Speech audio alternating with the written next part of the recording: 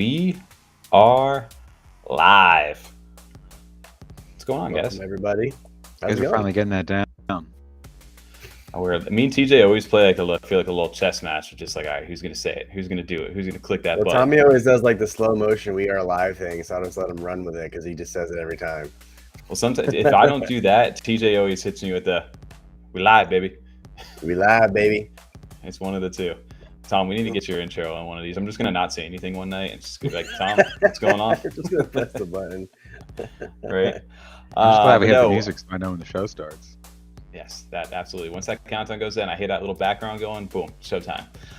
Yes, welcome everybody to F35 Live, our weekly live stream. This is our Monday night show where we hang out with the community, bring on projects, and get a chance to talk CNFTs. Tonight we have a double header for you guys. We have Cardano Proxies and Mutants on the stream, which kind of go hand in hand and complement each other very well. So it's going to be cool to hear a little bit about what Proxies has going on, some of the DeFi and staking, and then that's going to tie right back into Mutants platform as well, where we'll get to hear from St. Rich over there. So, guys, I know we have had a busy week with Cardano NFTs in general, but I'm excited to learn. I think these are two communities that we've been had our eye on for a while, but haven't really got a chance to fully deep dive, I feel like. So I'm glad we got a chance to actually have the founders and some of the community on tonight. So I'm excited. I don't know about you guys. More about it, absolutely, yeah. Well, why don't we jump right into it, because we always are limited on time with these double guests. Shout out to everybody over in chat right now. If you guys are just joining us, shout out Rena Red, Osai, Curly Knox, Holly Baker, Osai, Jack the Hammer, Cardano Proxies in the building. And yeah, Osai 3000. There we go.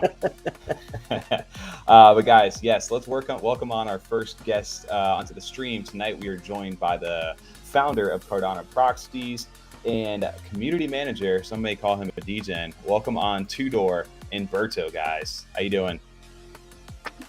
Hello, guys. Nice to meet you. How are you doing? Awesome. Excited to have you guys on. We appreciate you guys staying up late right now. We were thrown a little bit by daylight savings time over here in the U.S., so that essentially is pushing it even back further for some of our friends overseas.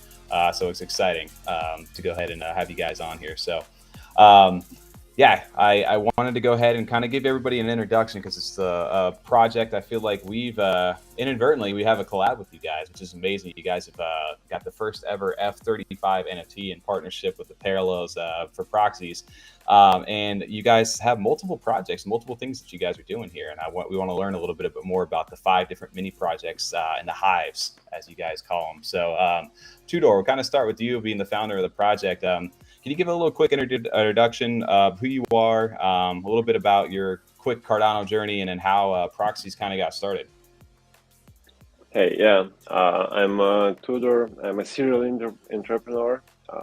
I've been doing a bunch of stuff throughout my 20s, maybe too much. Had a break, and then in last bull run with the Doge and stuff, I got a little bit deeper into crypto, studied for a couple of months, and after that I found myself only studying Cardano, and I did that for like 8 months through the bull run, and around August last year I was just buying 83 NFTs from one of the first collections on Cardano.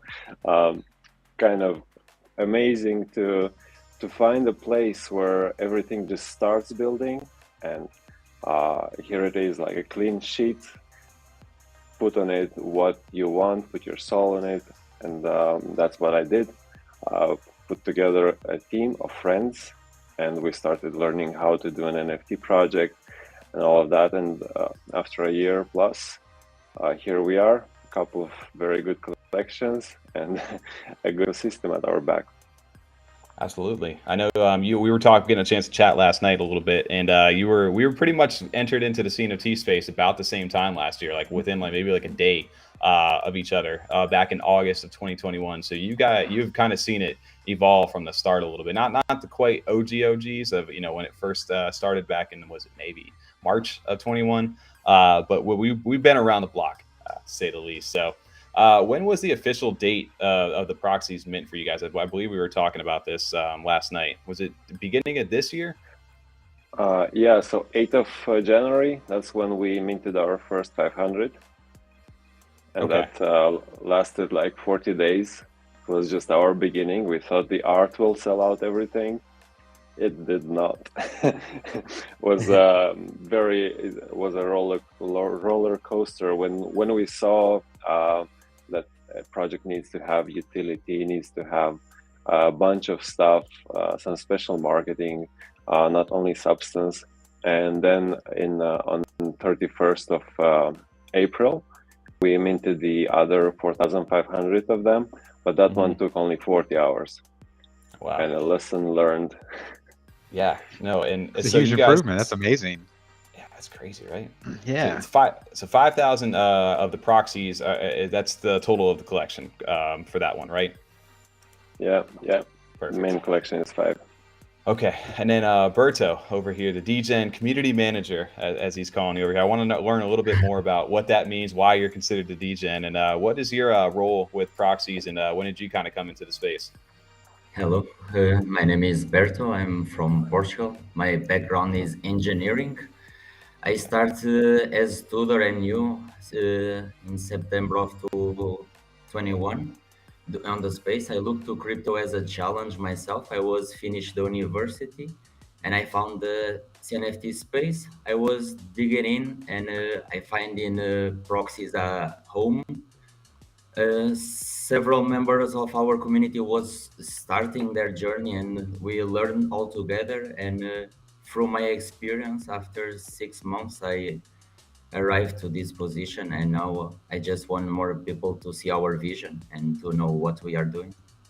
And Awesome. I'm doing DGen because I continue to do the research and aiding around the space. So you're a collector at heart? Yeah, for sure. It's all the time. It's nice to continue research and knows what's new in the market. For sure. Well, it's good to keep a good headspace too of what everybody's doing, because he pays attention, and again, it can bounce ideas and inspire new creativity for different projects and allow you guys to evolve, because you know how it is in this space. You know, it moves a mile a minute. If you guys aren't up with the latest stuff, it's easy to get lost in translation. So it's always good to be paying attention. But yeah, we wanted to kind of introduce our community a little bit more to you guys. I know you guys have been hanging out with us over the last few months in the chat. We've seen you guys over on the F35 Discord. And on top of that, we actually have we said the first ever F35 NFT that was collabed and inspired. You guys hit us up one day. We're like, hey, do you guys, what are your favorite projects? And from there, I didn't really think anything of it. You know, we went ahead and asked TJ, asked Tom, you know, Mallard, Yummy, Old Money. And then it just kind of went silent for a little bit. And then a few weeks later, you send us that NFT. TJ, maybe you could pull that up on Twitter. We got a couple. We got a couple giveaways going live, and we want to get into those to make sure you guys have enough time to get in. And then kind of talk a quick backstory about this before we get into the whole ecosystem, what you guys have got going on. Because this kind of ties into some of the stuff that you guys have going on inside the space as far as your parallels proxy policy. And this is the one that we I get a DM, and I sent this to the guys one day, and we were just kind of all in like disbelief of like, holy shit, man, we have blew our minds. Yeah, no, Yes. blown away. I love the colors though too. Who's the artist of this? Was it you, Tudor? Oh, I wish it was Jetta Baguette, our first artist, one of the 4 artists that have been drawing the 2 collections. And yeah, at some point she was just creating a few collabs with the projects that we loved the most. And yeah, she just came up with this story where the Mallard and the Yummy is just really chasing you for the old money, I suppose. About to fall in Tommy's pocket here. I was about to say it worked out. Yeah, I'd chase someone for that. We just found out recently. Honestly, I didn't even realize that. I knew the proxy. We're going to get into some of the staking and the DeFi aspect of some of your NFTs. But obviously, your native token is proxy. But what we also found about from a community member was that you can actually stake these NFTs, the Parallels program, over on Cardano lands as well for their Hexo token. So there was actually built-in utility to these as well, outside of just being an awesome collab piece. So we thought that was really awesome to see, and I think TJ just showed it there a little bit back. You've got other artwork from your guys' collection that's kind of inspired, and then you may see a CNFT Viking that you guys may recognize. You got Cardano Thor as well. So it's really cool to see these. Check out the floor on Thor on that one, huh? Yeah, so Thor's killing it right now. I have no idea who this is. Who is it? Everybody's favorite Viking over here. But yeah, where did the Parallels collection kind of get inspired by? Was it just like kind of a throwback to the community and like things that you guys enjoyed, or where did that inspiration come from, Tudor?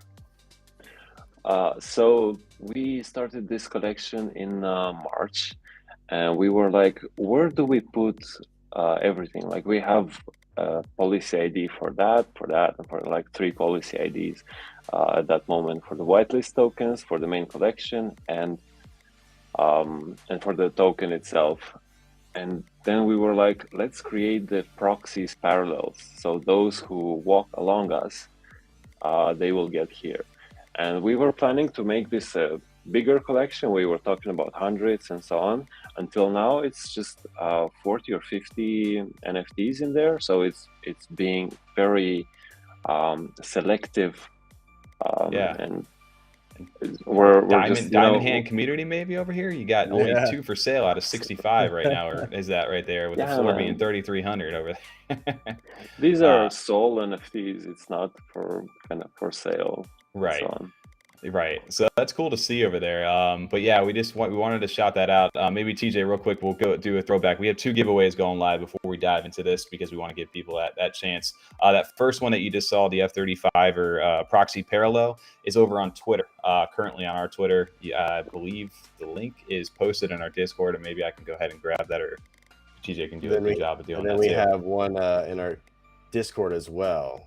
Right. So Discord is pinned at the top of the chat, guys. If you guys want to go ahead and log into the F35 Discord, all courtesy of the Proxy team over here. They're giving away one of the actual Cardano Proxy. What is the name of this character? I cannot. I was going to try to pronounce it, but I don't want to butcher this one. What is her name? Cyberiada. Cyberiada. Okay, yeah, I would have missed that. People will butcher her name, and I'm probably butchering her name as well. I'm trying to get used to the most used reading of this name, but I don't think this is ever going to happen. So just call it however you want. This is Tech Girl. Okay, perfect. Well, Rieta, I like that name over there. This is actually over in our F35 Discord. It is about an hour. We got less than an hour, about 45 minutes before the giveaway goes up. So if you guys want to get in on that, make sure to click that react button inside of the F35 Discord under the giveaways channel, which is pinned at the top of the chat. And then TJ, over on Twitter for us, there is a tweet that's live right now where if you guys like, retweet, and make sure you're subbed to the YouTube channel and following Proxies as well as us. Maybe we can post that in the chat there, TJ. Yep, you can actually win one of the F35 parallel collab NFTs. Again, that will be able to be staked for Proxy token as well as Hexo over on Cardano lands. And this will also go, giveaway will end at 10 p.m. Eastern or 3 a.m. UTC. To get used to saying that now. What was the reasoning or the inspiration behind having multiple artists for the collection? Well, the reason, first of all, had to be the workload.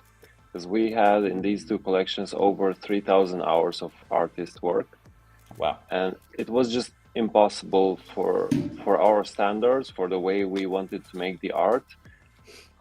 It was impossible to work with 1 or 2 artists. So for the first collection, 4 artists worked for 6 months, full-time employed, all of that. Mm-hmm. And it worked out. It would have needed even more work if we wouldn't say like, no, stop here, like this is enough. Just let's show it like this. Let's not look for more perfection. But the artist lead, Olga, she's, first of all, she's a genius in creation of concepts, and she's such a perfectionist, and I am as well. And we were asking each other, where do we stop? Imagine what was happening. We were just going deeper and deeper and deeper. Yeah. I was going to say, I think for this collection, to me, I remember when you guys minted the first time, was just how really capturing the artwork was. And was there an inspiration too for you guys to go with the all-female NFT collection? I don't know. It was just in the beginning, we thought female characters are not much shown, and they're beautiful, and there's aestheticism in this. So we just went with the female characters, and then when we started grabbing other team members and other artists, most were females, and we got this idea. We caught the idea of um, encouraging women that they have the power to do a lot, and they definitely often have much more power than men to push through things. So this is a project like the World of Women of Cardano. Yeah. Our community is very well balanced. Well, usually you'd see like 1-2% women and 90+% men. In our community, in Discord, there's a lot of women. All of them are like, wow, that's a nice PFP that I can wear. And then they get into the community and they see that there's other ladies there, and kind of they form their gangs, if I can say so. Yeah. Okay. I just had a real quick, if you could, if someone were to ask you, how would you describe your project? What is your project's main focus or goal? Would it be for staking to receive the proxy token, or is it just an art-based project? How would you best describe proxies as a project? So we have kind of, I think, 3 sides of it. First of all, we're starting from 5 missions that we have in these 5 mini projects. When we were building the concept, we asked ourselves, like, where do we want to have some good impact? And that was finance, was technology, environment, mental health, and art. So we've put this, we've embedded this in each of these proxies, 5 proxies, 5 mini projects, and that's what we pushed at first, and we never stopped in this. And that's how we got our core community that cares, that is very much into discussing stuff, into having good impact. But the second thing is the art project, where we went way over the line for an NFT project to bring some really good art, where Cardano can say, like, we do have good art NFTs in large, massive collections. Yeah. We do have stuff to be proud of, and that's why we're not following the marketing rule to change to the proxies from Cardano Proxies, because we are the Cardano Proxies. For everyone else to kind of get into Cardano NFTs and find what they want.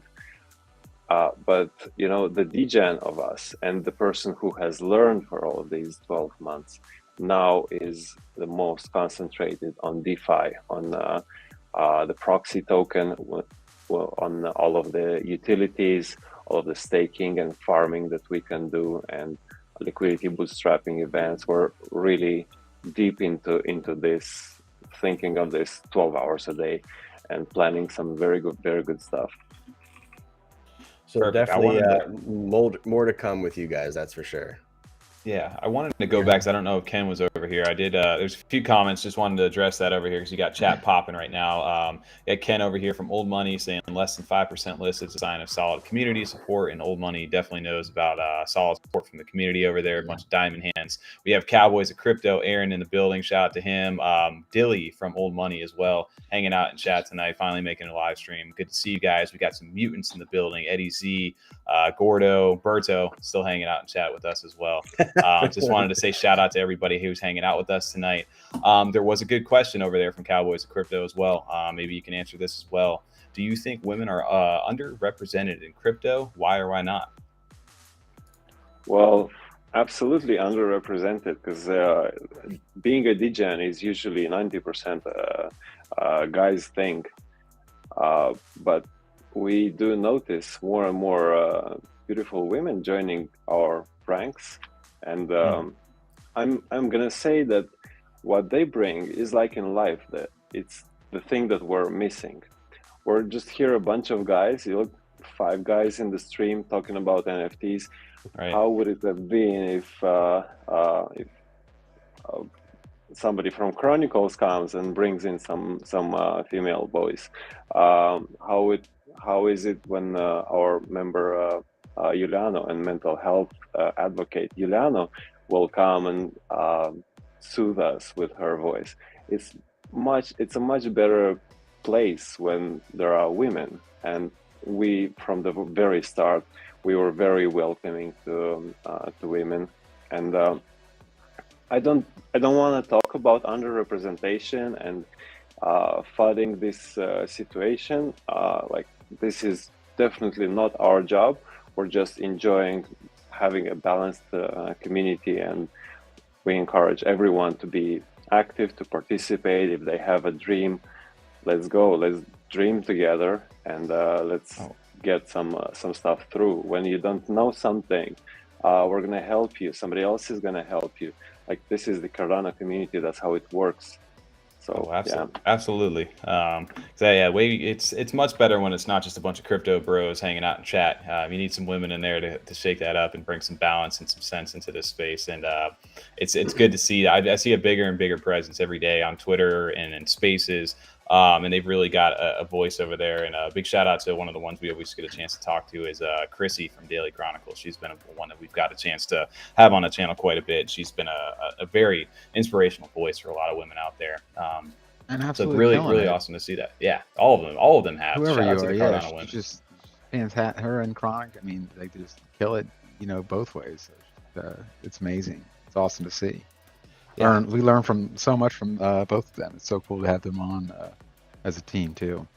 Yeah, absolutely. I think a big thing too for you guys, I know TJ, we've got a chart and a bunch of things we want to get into here. Time flies when we're getting on this live stream over here. So guys, we did talk about different mini projects. There's something about hives. We talked about maybe potentially some DeFi coming out here. Wanted to kind of break into what the actual proxies, like TJ said, if you got it, we got a little bit of an overview from your perspective over here. But guys, maybe you can speak onto this as far as the 5 mini projects and what they are, and the reason for them being split into these different things.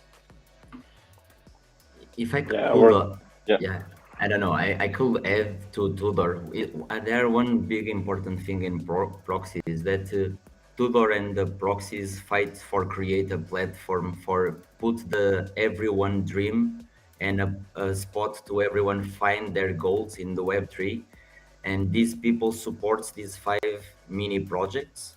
And you are already showing the chart, and these 5 mini projects converge in one ecosystem that is fueled by the proxy token. Okay. Proxy token was minted in February. Tudor can add some points why he decided to create on that point. It was a good deep dive that he can give right now. So the proxy token is just within your ecosystem, right? The proxy ecosystem. It's not, you can't buy it with ADA or anything, or am I getting that wrong? Well, it's a native token, so you can do whatever you want with it. Okay. But for our ecosystem, we created it to vote. So we have some decision that we let our community vote on them. Sometimes we're not sure. Sometimes it's just best to let the community sway the direction of the project. And we started with that. The proxy token is a voting token, and that's its main goal. We also kind of did the tokenomics for it. When we were doing this, we had the community in mind, and like, what are all of those ways that we can distribute it? It was a fun journey until now. From March till now, it's like 7-8 months. That's great. We've been distributing it to NFT holders and to participants of our Discord, to the Twitter squad, a bunch of stuff. We have this proxy tip bot, where on Discord you can actually send somebody some proxy token by a simple command like tip Tommy 100 proxy, and he just goes and he can withdraw it this anytime. That's cool. I think we're one of the 3 servers that have an actual Discord tip bot. It's Hosky, us, and Pernis Token server. It's a very good tool. How does that work? Because I think you tipped me one time, and I got a notification. I was like, hey, Tudor tipped you whatever 100 proxy token or whatever it may have been. How does that actually get into your wallet? Is it connected somehow, or is there a claiming system? How does that work? So when you come on our Discord, the tip bot opens an account for you, and it knows how much you have. You can deposit, so you can tip someone, but you can also be tipped and withdraw.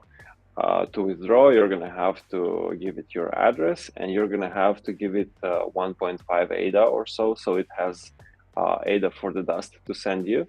Right. But generally, there's absolutely no extra fees, only the Cardano transaction fees. That's such a dope and thing. That's really cool. I like that. Absolutely. Okay. Getting tipped within the Discord with Proxy. That's awesome. Yeah, that's a good way to do that, right? Instead of just like the coins that you earn, where you're actually able to get actual native tokens where you can actually claim, kind of like reminds me of a different way of like instead of drip drops or something where you have to go to the site and grab it out there, where it just is stored and you earn it, and then eventually you can claim it when you're ready to, which is a pretty cool feature. To kind of move forward for you guys, so you guys, this original proxy token was minted all the way, you said, back in May of this year? February, March. Oh wow. So since then, what were the main ways that you guys initially distributed the proxy token itself? Yeah, the first thing was to give each of the people who minted the proxies in the first place in January, we gave everyone 3,000 proxy token. That was the biggest amount of airdrop, but it was only 500 NFTs. So very narrow, let's say. Well, not many people got that. Yeah, small group there, and for sure, exclusive. Yeah. Did you get that, Berto? For sure. Nice. Oh, yeah. My man. Okay, yeah. Just checking. I want to make sure you got it. Okay. Yeah, so that was $1.5 million went there. It's like 7%. Yeah, I know it's a lot, but they do deserve it. It adds up quick. It's amazing. And then another 6 million or 5. How much was 5 it? million. Around 5 million. 5 million were distributed to the rest of the minters. 4,500 NFTs got 1,000 proxy token each, and that's big chunk that was sent out like on chain. No questions asked, no wallet connections, just got airdropped. The amount of proxies that you have, X 1,000 proxy. And that happened in May, pretty quick after we minted. And after that, it was all Tipbot, Discord, and giveaways. Everyone who has been around us already has a few thousand proxy token. And it's not hard to get by at the moment because we're only starting our DeFi journey, but I think it's going to be much harder a month from now. So yeah, that's what I kind of wanted to get into. Is TJ, you scroll down a little bit there, you have the staking chart here. So that, I guess, a lot of people with the native tokens, it's easy to go ahead and release a token. A lot of people seem to be doing it, and the staking seems to be the new big thing recently inside the space. But a lot of people are always going to ask you, what can I do with that token? What is the point of having a native token from a project? Can you kind of get into some of that? Because I know we were talking DeFi, and you guys are just getting some stuff ready to go online. And now that you've had it, what are the benefits to holding the proxy token, and what can you do with it? Yeah, the chart that you're showing at the moment for staking is yet for distribution of proxy token. There's another 2.3 million proxy token put on the side for this staking of NFTs. And we have around 8 or 9 policy IDs. All of them work for staking. That's it's just the rule. If you have a Proxies NFT, whether it's a parallel or from the first collection or from any other collections, you will be able to stake it. And this one says You have on the first line is total supply. The second line is Proxies 5000 plus Wisdom NFT, which means the Proxies 5000 is the main collection, and the Wisdom NFT are the 1000 Wisdom NFTs that were airdropped to those who have been holding sets of 5, 1 girl each. And now this is the biggest amount that we're giving to the main collections. And on the third line, there's a bonus, a very special thing. If you hold 1 of each 5 proxies plus a wisdom, so sets of 6, you're getting just a top-up bonus of around 66%, I think, of the amount that you would be getting if you wouldn't have them sorted in sets. There's a bunch of utility NFTs that we have. We have some special stuff for trades. For example, if you have a proxy from the first 500, you will be getting something extra. If you have a golden moneda skin, then you'll get something extra. If you have a Gaia with the mask, with the oxygen mask, then you're going to get something extra, and so on. What was the first 500 called, that collection specifically? What was the name of that one? Is the OGs. Is it we're calling it the OGs?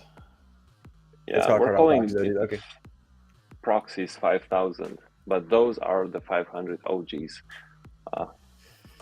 I was going to say, because there's a couple things I wanted to get into with that, because there's a lot to unpack there, and you guys, so you have the 500, or the 500 are part of the 5,000 though, correct? Yeah, part of them. Correct. Is there a different tag to them or anything like that? How does one differentiate the 500 versus the 5,000, or is there any special thing to them? Yeah, I put on the chat the numbers right now. You can find from the numbers of Cyberjada. For example, if it's 0001 until 167, it's OG, that numbers. The serial number. Yeah. Okay, I think I remember this out. Now I'm not, it's like memories like coming back to me now as you're talking about that. I actually remember when the first 500 minted. So anything serial number 001 through 0500 are the the first 500. So this one for 179 is an OG. You need to know, because it's only 3 beehives that the project released in January. It was only Cyberjada, Moneda, and Destiny. Okay. So that easel right there, number 16, isn't part of the 500. Got it. Okay. So those other ones over there, through 0 through 500 over there, appears to be diamond hinting. That's why that price is what it is right there, and only probably one of them on sale, potentially. No, there are some snipes that could be done. I think you know how we are on this channel with snipes over here. We're some degens too, so you tell us that. You got people over on JPEG store right now looking at these. But no, so the 500 are able to be staked, the 5,000 are able to be staked, and then we also mentioned the 1,000 wisdom ones, and these ones were very different looking from the original women that were out here. Can you, TJ, can you go to the wisdom collection as well from them? Because this is something that really caught our eyes, and I thought these were some of the coolest looking pieces out there. Can you guys explain a little bit about what the wisdom collection was? I know you said that if you held all 5 of the different women, you were airdropped one of the wisdom specials. Is there a what's the name of it on Wisdom Proxy? Wisdom Proxies. Yeah. There you go. What was the inspiration for the artwork on these? Because these are like they almost feel like little one-of-one pieces, almost individual out here. What is this collection? Yeah, so this was planned since from February or even January. As the airdrop that everyone is going to get if they hold all 5 proxies. And what it is, it's not her, it's not him, it's it. It's an ethereal being with different forms that is kind of putting together all the missions of the 5 proxies. Wow. And like spreading the wisdom of all 5 things that we care in this project for. So it's coming to top up everything and to lead the way towards infinite evolution. It's kind of the concept of it. they're almost like ethereal, like being. I don't even know how to like print like what they are. They're almost just like, I don't know. I love the one right there. I can't describe it any better. I don't know if that's like the green like ball right there with the you see it right there for 1600. Yeah. Mhm. I don't know why that one to me always gets me. I love the way that looks. I just like how they these- all look so different though too and unique. Yeah, Yeah, again, these all feel kind of there's- almost like mini one-of-ones. Ooh, this one's In dope, the too. first collection, there's 30 archetypes of the girls, which means 30 one-of-ones, which were split into the collection of 5,000. Okay. And this collection was supposed to have 8 or 9, but again, our artist, she did what she thought must be done, so she created 19, and Wow. each of these 19 archetypes, if you want to look at properties and archetype, yes, then you're going to see the one-of-ones. Yeah, Wow. that's a one-of-one. This one is the top hat. Yeah, and this one is the Top hat. genius. Oh, look at some of those at the top there. Those are really cool looking. So we have one-of-ones inside this collection. Did the original 5,000 have one-of-ones at all either? Yes, 31 one-of-ones. 31 one-of-ones. Okay, wow. So is there any benefit? Like I know I saw on that staking chart that we were looking out there where it said special traits on it. Are those special traits and potentially like the archetypes going to earn you additional proxy token as well for staking? So there's a place for the archetypes in the staking, and pretty much everywhere, like always, it's double rewards or triple rewards, or Okay. even more than that. Like the one on the left on the top is an archetype as well. Is the Great Right. Architect. Really, this is an art thing that looks crazy looking. That's Great cool, architect. Yeah, look at that, the Great Architect right there. Is that the one-of-one as well? Yeah, that's Yeah. a one-of-one. Okay, yeah, that had to be a one-on-one, right? Yeah, I shout out to Dilly because I'm in the same boat with you, man. Sometimes when we do these as well, and even when we see collections like these, because every time I watch the live stream, I realize there's so many cool projects I had zero idea existed on Cardano.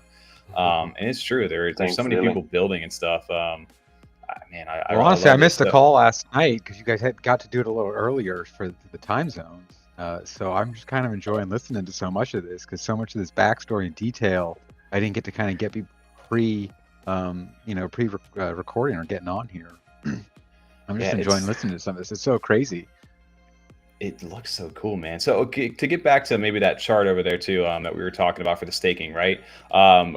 You guys, so there's each one of your sets of NFTs, whether it be the Proxies 5,000, the Wisdom NFTs, any of the parallels that we looked at earlier, those are all going to be able to be staked to earn proxy token.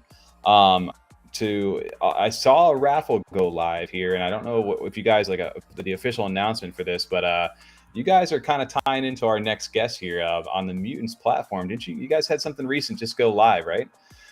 Yeah, that's right. We started playing with this platform this week. The guys just set it up very fast for us, and it's a very, very nice tool. Just really love it. And I think, yeah, this is the one. Yep, there it is right there. So if you click on that, TJ, the labs.mutant takes it to the website. So you guys are now officially a partner with Mutant Labs, and you can actually stake to earn. So you can actually, any proxy NFT that you have, is this live right now to be able to stake to earn proxy, or is it only right now the raffling system to be a proxy? It's just the raffling system, and I'll tell you why. Okay. We are using our NFTs very, very much in our Discord to give roles and to give permissions to particular NFT holders. We have like ministers, archetype owners. A lot of stuff is happening, and I know that Hazelnet is already implementing. So the verification bot is already implementing the API from Mutants, but we still want to go with non-custodial staking, because I just need to have my NFT in my wallet. That's all. I hear you. And to use it. I mean, Mutants are doing the staking as a service. Nobody talked about this before Mutants did it, so they're paving the way. We're just gonna jump on the next wave. It's not very far away. but we're working with someone at the moment to bring the non-custodial, and I think this will all come together. I already know that everyone who is actually doing stuff on Cardano are collaborating, and we will be meeting the mutants many times along the way.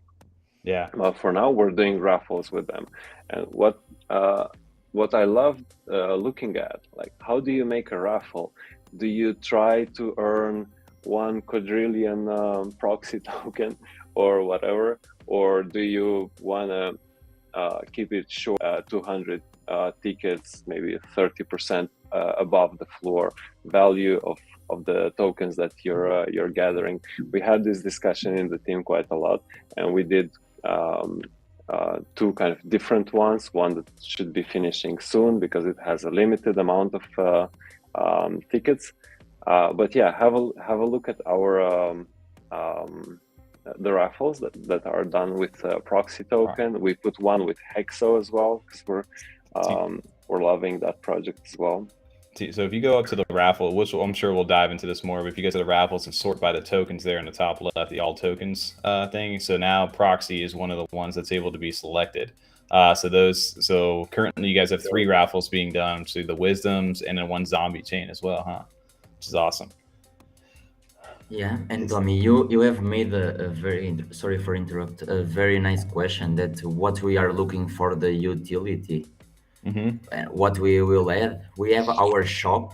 You can research about that. We have a lot of products that we already sold on the past, almost 700K, and we are looking to give the boost to our shop with some partners and some artists maybe of our beehives in the shop, and the shop will involve a lot, and we are trying to establish as a brand, as a concept, and we are looking to the DeFi to give the next step.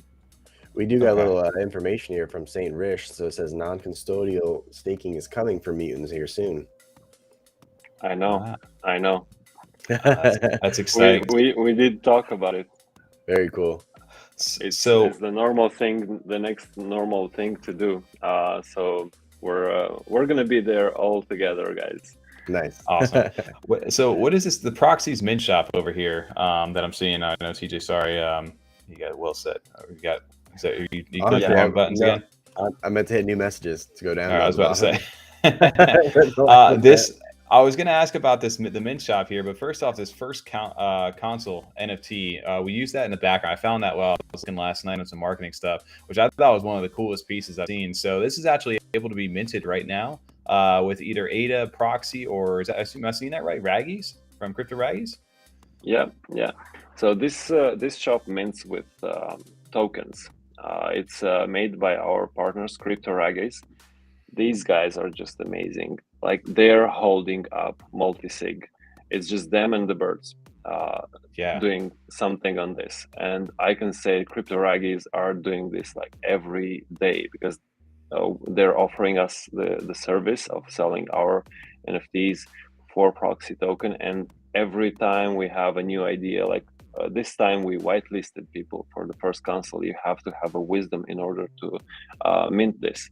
Okay, now you have to divide this in whitelisted, not easy to mint, and the non-whitelisted ones, like the Zell on the right, that is easy to mint for everyone. And every time with this multi-sig, something extra comes up. And I'm sure their birds can relate to what I'm saying right now. Something extra comes up all the time.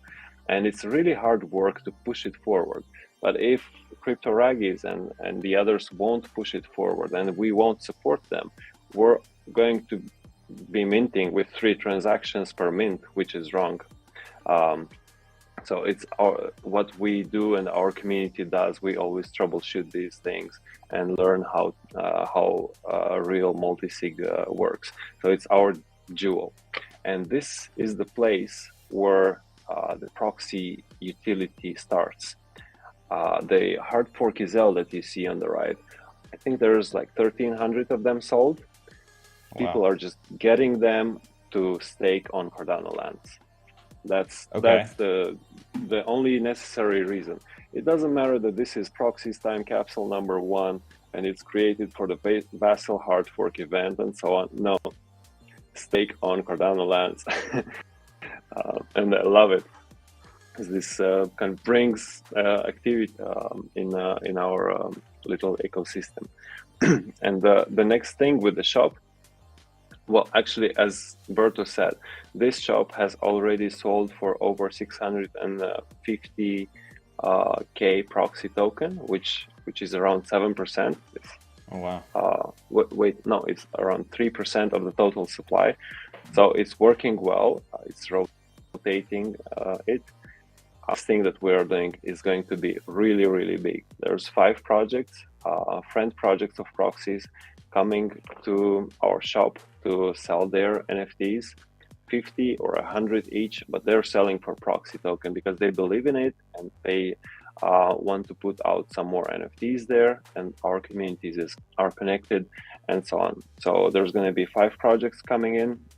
That the timeline, the target timeline is around 1 month for that, and there's one more little collection from us to reward the ones who are holding proxy token with an airdrop as well for that collection. It's something very interesting. Still cannot talk about it.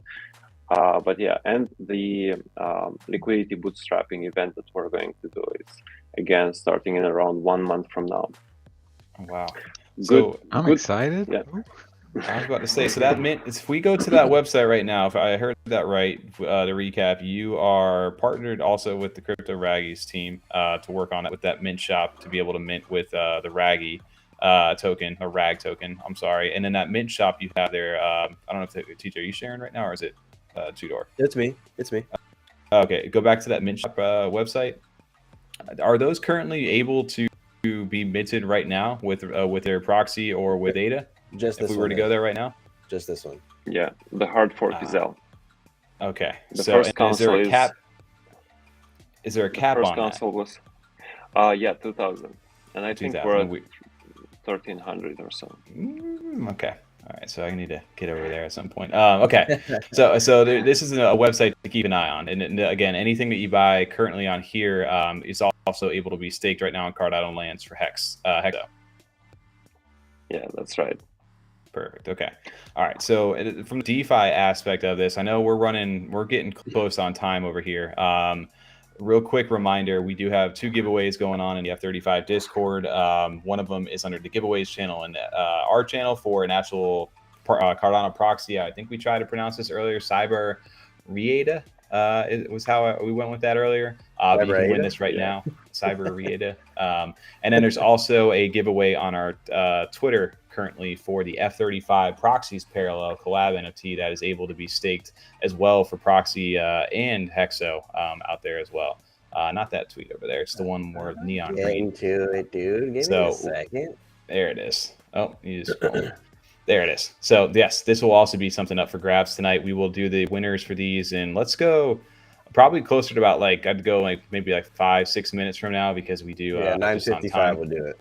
Yeah, 9:55. So you guys have got 5 minutes to go ahead and get in there, like to tweet, retweet, make sure you're sub to the channel for the Twitter giveaway, and then also make sure you join the F35 Discord and are following Proxies on Twitter as well in order to be eligible for that. And big shout out to Tudor and Berto and the whole Proxies team for going ahead and providing those giveaways tonight. It's really, really awesome stuff, and the artwork is amazing. Big fans. And then I don't think we mentioned it over there, but for anybody who's still hanging out, we also have a Wisdom NFT for the chat over here for anybody. You don't have to do anything except type in a fun keyword that we'll go ahead and provide here. Yep. So yeah, we got a few giveaways, 3 giveaways coming up here for anybody still hanging out with us. It's gonna be fun. We got a lot going on right now. But yes, Tudor and Berto, is there anything before, as we start to wrap up, that you guys want to kind of get out to the community, or maybe to anybody who hasn't been exposed to you guys yet? What is kind of the next step for people who either own proxies or who are maybe looking to get in? Yeah, absolutely. I can understand how 50 minutes passed so quickly. Right. But we have some big alpha for you guys, for everyone in the chat. So our first step after Wisdom airdrop was planned to be staking.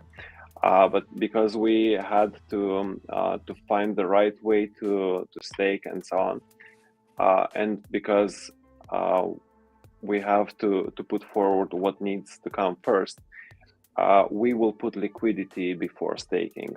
So staking will supposedly happen somewhere around middle of December, or if we get into the new year time, then we will start it around 5-7 of January. But this is only to do something much bigger before. The proxy shop boost for the utility that I talked about a little bit. And the main thing that I want to show to the world, we are doing a liquidity bootstrapping event the NFT way.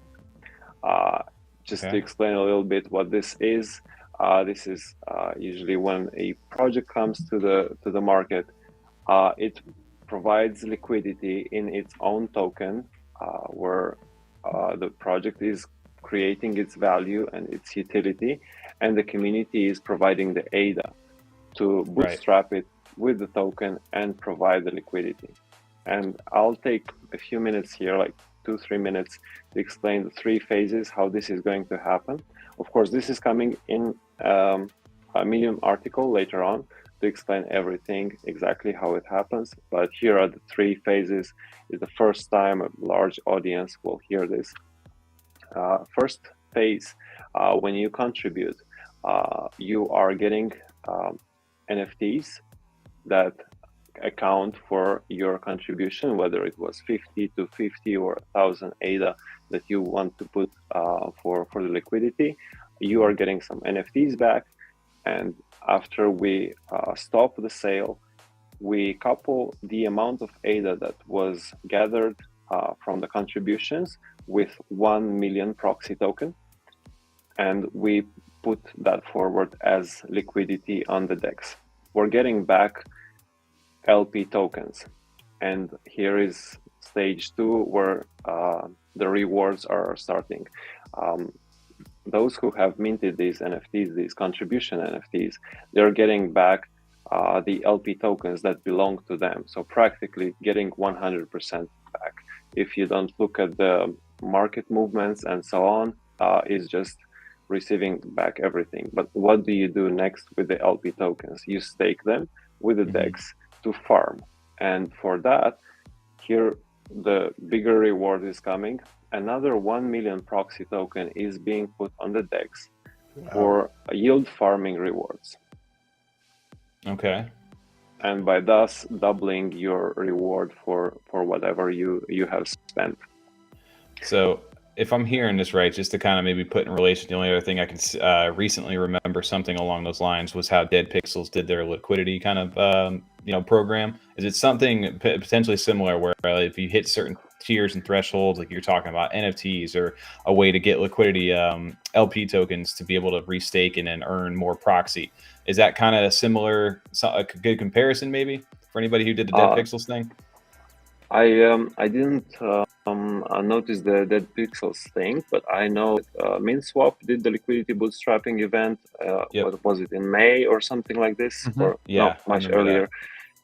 Yeah, and then they did it for Mokosi, and after that MuesliSwap did it now for themselves, and now MinSwap is doing it for Clay Nation and so on. And we do not have that particular technology. It is said that this is very decentralized, and we are working with the trust that we have got from the community up until now, and people are just trusting us that they will get these NFTs, and every penny of this will get into liquidity. We have no reason to not do this, and we are doing what everyone else is doing in these first couple of phases. So we're giving back the LP tokens, and we're giving a lot of yield farming rewards. But we have phase 3, because when you contributed, you received that NFT or many NFTs, depending on the amount that you contributed. And I know where those NFTs are. They're in your wallets. I can see them on chain. And what we will be doing is 20% of the income of the shop, of the proxy shop, will be airdropped to the holders of these merit NFTs every 3 months along 1 year. And this is the phase 3 of rewards. We're going to be working to put more NFTs in our shop, to give them utility and so on, as we did until now. But 20% will be given to the community of contributors as an extreme reward, very passive reward, I can say. That's awesome. That's perfect. Yeah. Again, it rewards the holders. You guys have, again, you're not just dumping a token out and then letting it get onto a DEX and let everybody either airdrop or sell it out until it just becomes zero. You guys are putting liquidity in through the community, incentivizing good ways to go ahead and do that with NFTs. And then again, like you said, liquidity airdrop over a year's time. So awesome stuff to hear over here, man. I feel like I've learned so much. And again, these hours fly by when we're doing these live streams. Like, I always feel like So we're fast. like, I can't fill an hour in, and you believe me, it goes by really quick. Well, again, real quick though, I just wanted to thank you guys for coming on tonight, and then the generosity you've shown to us. You guys made the NFT for us for our 1 year. You guys gave us all a proxy NFT. So big shout out to you guys, and thank you so much for, like I said, the generosity you've shown to us as a YouTubers or influencers, whatever you want to call us. So thank you again for that, all that stuff. You guys Long did time for us. coming. I'm excited about this now too. Yeah, you are content creators teaching our community, and like there's no one better than Freedom 35ers and Cardano Tor. That's how my mind is set. Try to change it. I just love you guys. Thanks very much. Man. I'm glad you taught us a lot tonight about the project. We appreciate that too. It's a good company to be held in anytime next to Thor as well. So thank you guys seriously for that. And that NFT. Let's get to the last minute here for the community, and then I got one more question, which maybe we can end off here from J Hub. Maybe you can think about this while we're getting ready to set up these giveaways. Because what do I do to FOMO? Maybe you can give the guys a start on where to potentially, I guess, would be to pick up any one of the proxies, the 5,000 or a Wisdom, or what would be the best route for anybody new looking to get into the proxies ecosystem? Yeah, you need to get yourself a set at least to participate in staking, and this means 5 proxies from the first 5,000 collection, one of each. You see, first one is Destiny there, then there's Izel. Each of them have names. There's 5 names, and you need to get 1 Wisdom NFT. That is the other collection, and this way you have the full set for staking, and with around 66% extra rewards because it's a set, and you can stake for proxy token. That's one. And the second one, if you want more kind of voting power, that's what people are after with the proxy token. It has a price that I call undiscovered yet at the moment, and many people in the server will kind of let you know why it's undiscovered. Why doesn't never fall down below a particular amount? Because there's people just accumulating it. So right now, I think the best, biggest play that there can be is proxy token. And NFTs, of course, to get some more proxy token from staking. Yeah. All right. Well, multitasking over here. Since we are running strict on time right here, let's get into a couple of these giveaways here as we start to close the night out. We have 3 of them that we're gonna rapid fire these things. The one in the Discord, if you guys, maybe 15 seconds left, if you haven't entered in the F35 Discord, is going to go up. Actually, it looks like you have a winner. That's just happened right now. Yeah, as that's going right now. And then Twitter, TJ, maybe you want to get to the Twitter. And then last here for everybody in chat. Which one do you guys want to go? I think this one's going to automatically do its thing. Let's head to Twitter, and then we'll go from there. It looks like my head hurts over here. Hey, same. That's how I feel right now. I'm not gonna lie. There's so much to take in from that quick hour that we just had. But shout out to my head hurts over here. You've won the Cardano proxy. He's got the Hosky logo as well. So we'll go ahead and reach out to you via Discord. Congrats to everybody who entered into that. Twitter giveaway. We were going to go ahead and pick that. And then we maybe Tudo or Berto, you guys think of a good keyword because we're going to use that here in a second. Don't go ahead and say it. Maybe type it in the chat to us what a good keyword would be. It's something simple that we'll use for the live chat for everybody to go ahead and win that Wisdom NFT. Perfect. Okay. There you go. Maybe we'll do it like this, TJ. That way to make it easy. Okay, let me write that in there first. Yeah, no worries. And then Yep, as we get that settled, I guess we'll go ahead and we'll put that over into the chat. And then TJ, do you have the Twitter? I know we're asking a lot of you all at once. I got it. Which one do you want first? Twitter picker? We'll let the Twitter picker. We'll do the Twitter picker live, but we'll have everybody enter in the keyword wallet, so that way while we're doing the Twitter picker, everybody gets a chance to enter in for the giveaway. Okay. So guys, in the chat, we are going to do a keyword, and Tudor, do you want to go ahead and do the honors as far as what the word's going to be? It's going to be an exclamation point and then the word proxy. Okay. All right. Thought we were going to pick up. All right. We're good. Guys, exclamation point proxy. Go ahead and comment that in the chat. PORXIE. PORXIE. Exclamation Shout point out proxy. To TJ, my man, winning the F35 proxy parallel. Wow. Dude, is that the same TJ that's always in our chat over here too? Yeah. Wow. It's got to be. We got some really good luck winners over here. Shout out to TJ over there. Make sure we write that name down. TJ, hold on. I won't forget it. Maybe good one. I know. Well, I want to make sure I got his actual Twitter handle here. Congrats, TJ over there, for winning the F35 one. Thank you. Hey, dude, you want to go ahead and stake it? Nice. TJ, maybe screenshot that and we'll send it over so I don't have to. Yep. I'm gonna roll the YouTube or the chat one now. Nightbot. Give everybody maybe 20 more seconds here. There's over there. only one person that has not entered it. Oh, really? Okay. Exclamation point proxy, last minute things over here for everybody. And then TJ, give us a little countdown. 3, 2, 1, roll it.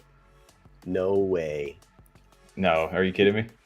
No way. You won that. Yo, what? No way. That's not real, is it? Yo. What luck. TJ, is that the same TJ that literally just won the Twitter game? There's no way. It's just got to be the second TJ, right? I don't know. It has to be. Is there a third TJ? Oh my goodness. Did TJ just hit the jackpot over here? That's the same TJ with the Beat Boy profile. Congratulations. It is the Beat Boy profile, yeah. Wow. That's funny.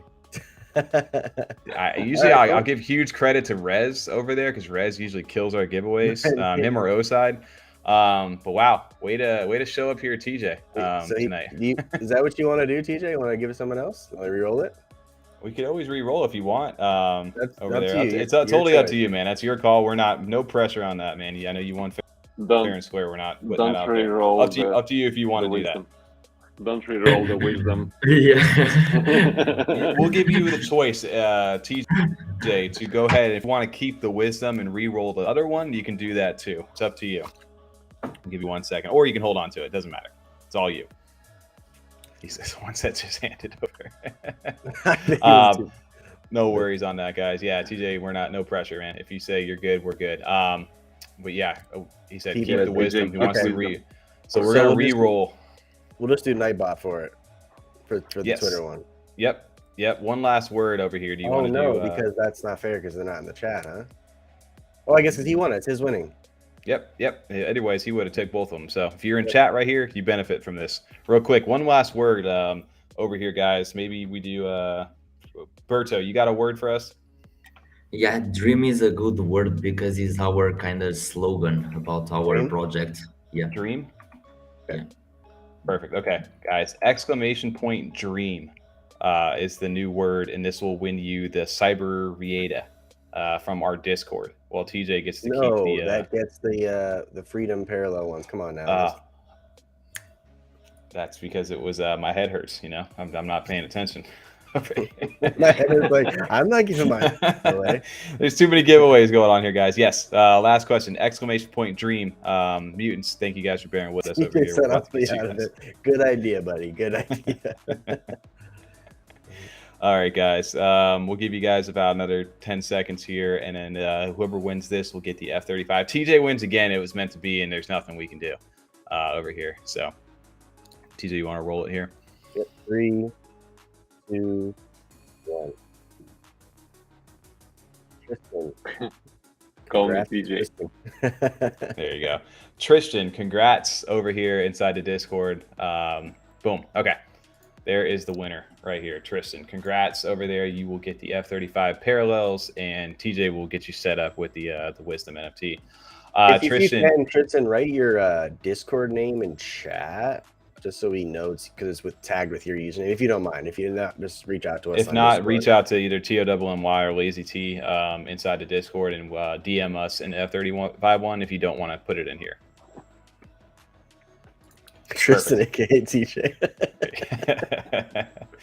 Okay, perfect, guys. Well, again, Tudor and Berto, thank you guys so much for jumping onto the stream tonight. That was a lot of fun, and I still have so many more questions. I guess I'm gonna have to jump in, and we'll have to chat a little bit more after we get through these next days.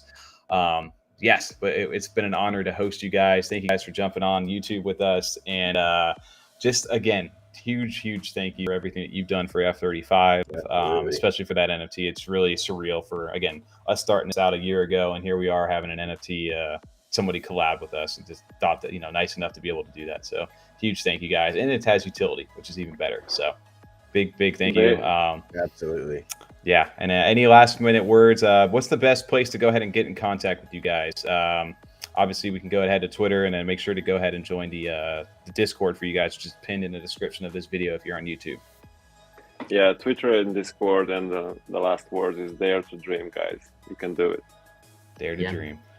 Sure. Perfect. Well, Berto, Tudor, thank you guys so much for jumping onto the stream tonight, and I'm sure we'll be chatting here soon. You guys have a great night, and thanks for staying up late with us.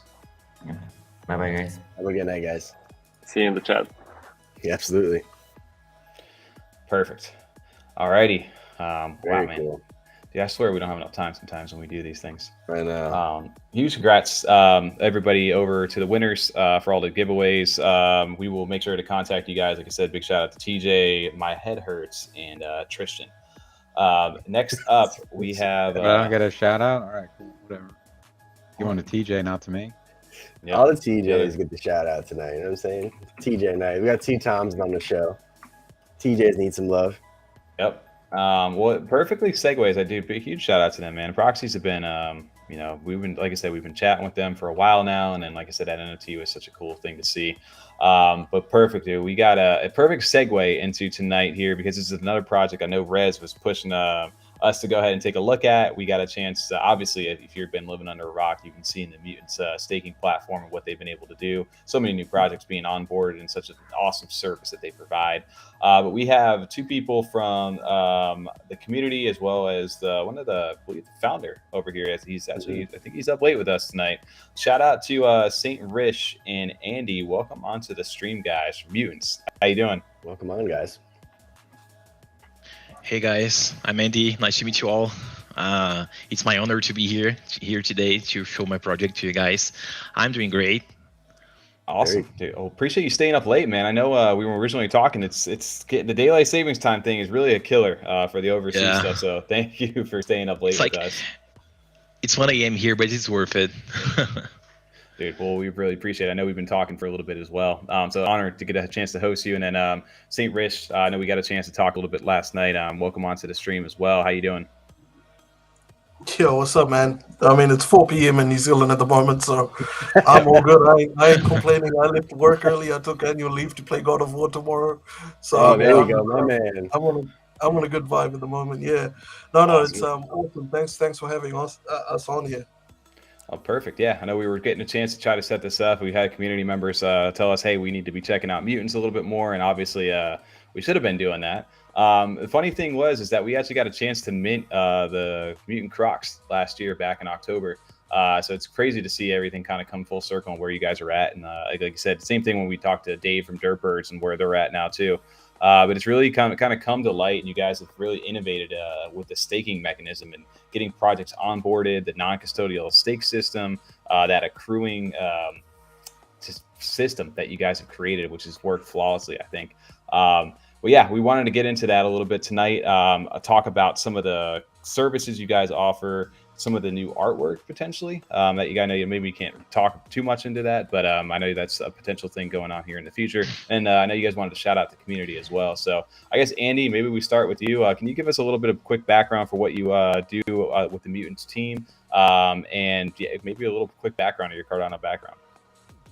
Awesome, thank you. First, shout out to everyone here on the stream. It's really important to have my community here, to have the Cardano community here to know more about our project. So it's my pleasure to talk about my project to you all. So giving a little background on my project, we're Mutants is a project of 16,000 NFTs, consisting of 3 seasons: Crocs, Toads, and Mice. Each season has different rewards of the staking mechanism that we launched, which rewards people with our token, Mutant. Our token is used on raffles. Right now, our token is used on raffles. Soon, we will implement auctions. And the new mint, of course, as everyone knows, is going to need some tokens to mint. So all we do is on-chain. So we always use smart contracts. We are a team of 5 people now. We have the artist, Mistura, he's in chat. We have Saintrish, the community member. We have an in-house Bluetooth dev. So that's one of the biggest advantages that we have, because our dev is extremely talented. Like I said, he built epic art all by himself. Soon after that, we've built the staking mechanism, and then now we're launching raffles, and next we're going to launch auctions. And who knows in the future, we are always trying to innovate, always trying to bring more utility to the space. And in the future, who knows what we are able to do. But all I can say is that 2023 is the year of the gamification, but we're not launching a metaverse. We are going to explore some more diverse gamification things on the NFT space, but without launching a metaverse. And this is a quick overview on the project. And talking more about the collections, we launched the Crocs back in October, the Toads back in December, and the Mice back in May. So all the collections right now, they have what differs them, besides the artwork, of course, is the amount of tokens they make. Amount of Mutant tokens they make through staking. So a Croc make 2 tokens, Toad made 1.5 tokens per day, and the Mice makes 3.3 tokens per day. So that's basically the difference right now of each project. Okay. And then, because I want to get into some of that stuff, because that was one thing to me. I remember the Crocs minted. I just missed the Toads originally, and then obviously I wasn't there when I didn't get a chance to mint the Mice. Real quick, want to intro Saint Rich as well, and then we'll jump. I think either, like I said, the website and the light paper potentially. I think he's got that in the chat over here. Saint Rich, what is your role over for the Mutant team? I'm here to provide Andy moral support. I'm to have the ball back, and I'm coming from a business development and community management perspective. So I've been a community member for quite a while, but I think it was nice that the team recognized that I've been, engaging with Twitter Spaces, going and kind of sharing what the project is about with everybody, and then also having an expertise that comes from a business management and business development background. So adding my 2 cents, going out, touching base, engaging with different individuals, and then, bringing the project into the sphere of the influencers, the sphere of Twitter, the everybody and anybody, and also providing assistance where I can. So, one of the things I enjoy doing is translating the things that I'm seeing from a technical perspective to more of a let's have a look at it from a B2B / agile sprint mentality, product development, and how those kinds of things work. So when people ask me questions and stuff, I could talk this lingo, and Andy can talk the lingo, and I provide that bit of bouncing off ideas as well, because Andy and I talk quite a bit here and there. And hey, do you think we should go and talk to these dudes? Hey, do you think we should be doing that? And then he'll be like, oh yeah, sweet. And then, oh sweet bro, hey bro, I did this, and I think we should be doing this, and it's all good. So that arm of the team. Because if you look at the team has got great leadership from Andy, and he's got great partnerships and negotiation skills. And then you have the great same thing with Daniel Denny's. He's got assisting Andy with the technical side and the operations. And then you have Gio Neto, the Plutus god. He's such a beast at what he does.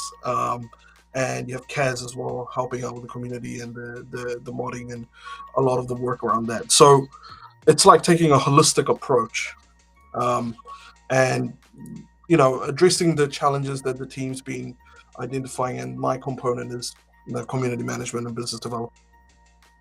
It's awesome. So I know for what you guys, I know Rich, we talked a little bit last night. So it's good to see that you guys have different aspects, different strengths of the team. Where, like you said, you're getting out into the spaces. You guys are, you know what's going on throughout the CNFT landscape, and then kind of providing that feedback to the team, because you guys work with quite a bit of different projects here, and you can kind of see that with this raffle system that you guys have here, where there's multiple different projects, different coins, like we just saw with Proxies now even being onboarded.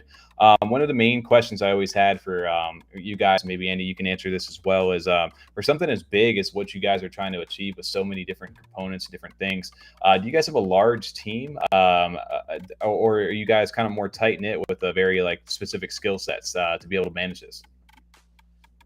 Yeah, it's not a large team. We like I mentioned before, we are five people team. So what we do to achieve that is that we like to do extensive testing, like in everything we build. Like we don't go out there building all sorts of stuff. Like first we've built staking, and we have the staking system within our project since March this year. So it's like 5 months of testing, and after we see that we achieved a stable build, we launched it. Like we open for other projects, like to help other projects create their own ecosystem, their own stakings. So that's our approach. Like after we have a stable build, we launch them, like because of how small our team is. So we have to do extensive testing, and we like to launch projects only after we know that they're good, like they're competitive. So we trust, like we believe that our staking platform is at a point where we could offer to other projects, so we launched it. And right now, so for you to have an idea, after we decided to open the services, like after we launched the Mutant Labs, we have almost completed the roadmap that we had when we started doing it. Like we had a roadmap released last month, and I think it's one item that is missing that we launched today, which is the trades per, like different rewards per different trades. So we've completed our staking roadmap.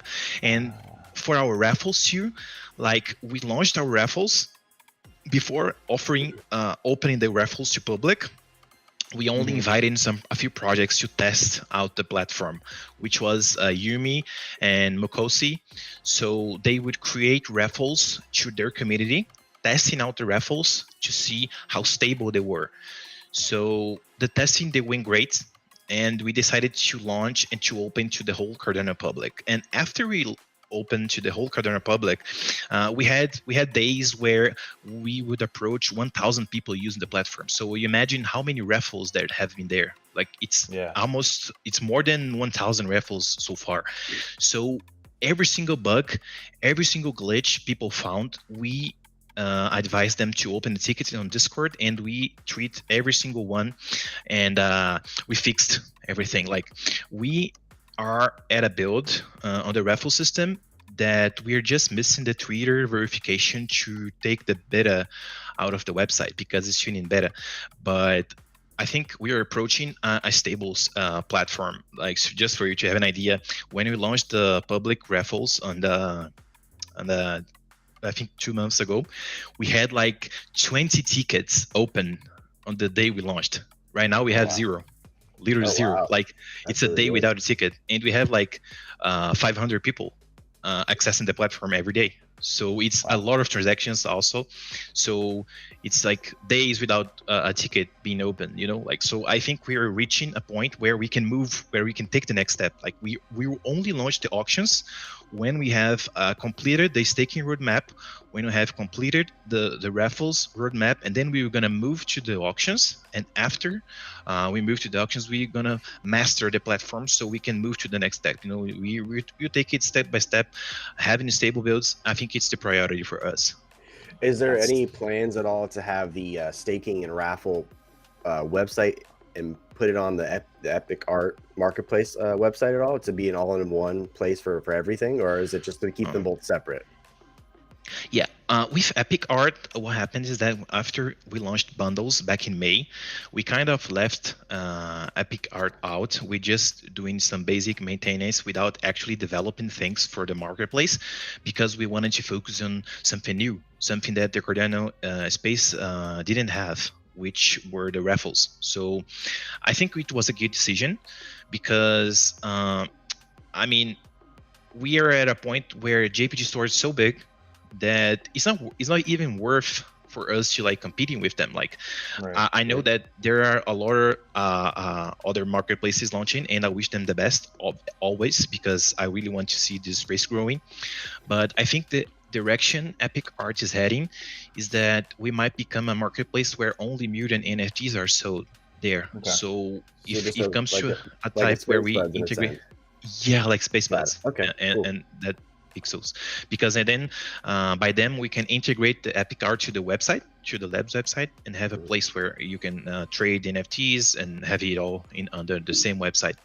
And I mean, jpg.store investing on marketing, getting bigger, and other marketplaces too getting bigger is good for us, because they bring more addresses to the Cardano network. So people, more addresses using the Cardano space, they like investing on Cardano NFTs, they will be using the labs. So I think it's something like that we can benefit from them getting bigger, and like it's been a good point for our platform too. Yeah, I was gonna say, I remember Epic Art when you guys originally launched, and I mean, it's obviously we've evolved so much in the last year as far as the space goes. So at that time, like you said, CNFT.io was the main thing driving the space, and obviously we've seen how quick JPEG was able to supplant that with their market share. And look, in Space Buds and I forget what the Dead Pixels, I think, are the only other two like major players in the market space. I know Flipper is going to be another one coming out, but so you guys are kind of, like you said, keeping it within your own ecosystem, and really are focusing on the services aspect in regards to the raffling system. Yes, exactly. Like, and like looking it now, I think I made a good call and a good decision to like stop actually developing new tools on Epic Art, because if you see how big the labs platform is, we are like in users, in daily wallets using the platform, we are the third biggest app on Cardano for like a month now. Yeah. So I don't know if you could achieve that on Epic Art because of how big jpg.store is. And by a marketplace, like, you can build everything you want on a marketplace. You can have the best marketplace possible, but you cannot. It's not easy for you to compete when jpg.store has over 300,000 listings, because people will buy where their listings are, Right. So was raffles and staking ever part of the original roadmap, or was the marketplace initially, and then you kind of had this idea for the raffles and staking, and then that kind of, obviously it's very successful. It's a very smooth transition. I stake a couple projects on there myself. So I was just curious, like I said, or question, was that one of the original plans to do raffles and staking? Yeah, staking was on the original plans, because what happened is that we wanted to distribute, like, I don't know if you remember, but we wanted to distribute ADA from the Epic Art revenue streams, revenue share. So we wanted to do that through on-chain staking, where people would like actually do something to receive, to not being airdropped, like you stake their NFTs to receive the ADA. Then after Epic Art did not get the attention we wanted, we already had that staking platform built and done. So we thought, why not release token? because we invest on other chains as well, and we saw that the Solana blockchain was full of raffles, like it was on the raffle meta. And then we thought, why not invest in raffles on Cardano too? Because it's doing great on Solana, so why not bring it to Cardano? Because my main focus is that you should not. It's harder for you to try to reinvent the wheel when you can see what went right on other chains. So we thought, why not bring it to Cardano? But the thing is, it took a while for us to build the raffle system, the on-chain raffle system, because it's really hard to do it on Plutus. You know, like it's really easy to do it on Solana, on ETH, but here in Cardano, it's really hard. For you to have an idea, my dev, we had this team meeting the other day, and he said, dude, building this raffle platform is actually as much as hard as building a DEX. Oh wow! So really? It's really hard. It's really hard.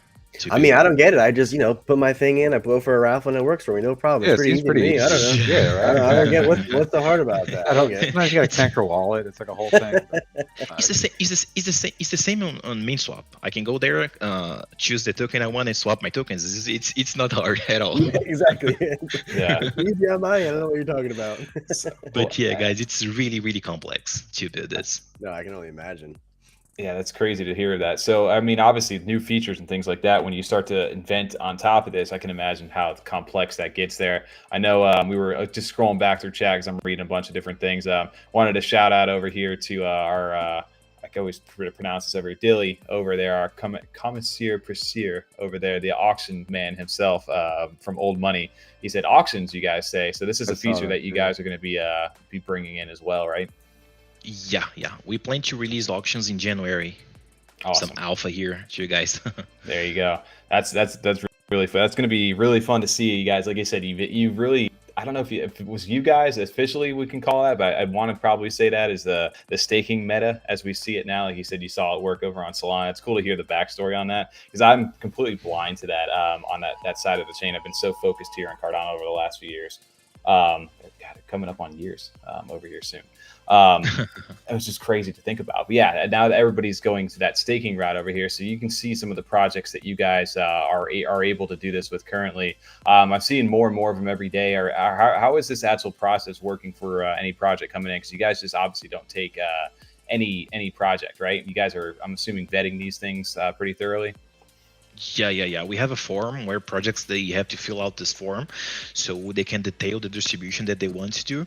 And after we have their application, we check on their socials, we check on their Discord, because I mean, we cannot prevent to list a slow rug or even a rug there in our platform, but we can do our best, like to prevent holders from being from investing on projects such like this, because I know that even though we do not recommend people to invest in projects only because they're like using our tools, some people will do that regardless. Yeah. So I have to protect those people, Absolutely. So I do not accept any project into the platform. I see a little background there. I do my best to only accept projects that I know that won't rug, that are really unlikely to rug or any of other stuff. Right. And after I see that the project is eligible, what I do is that I contact them. And after I contact them, I advise them to buy the 9 mutants because there's a price. We charge 9 mutant NFTs. And then we schedule a date, and when they send the NFTs to us, to our wallet, the system is so great that I can log in a project, enable the staking in 5 minutes. Wow. So I log the project. I just need the wallet address, how they want the URL to be, and the policy IDs. After that, all that they need to do is set the rewards. Like the projects, I advise them to set all the rewards that they pass to me, and I make the system go live. For like Seal Society, for example, we launched in like 15 minutes after they sent the NFTs to us. Wow.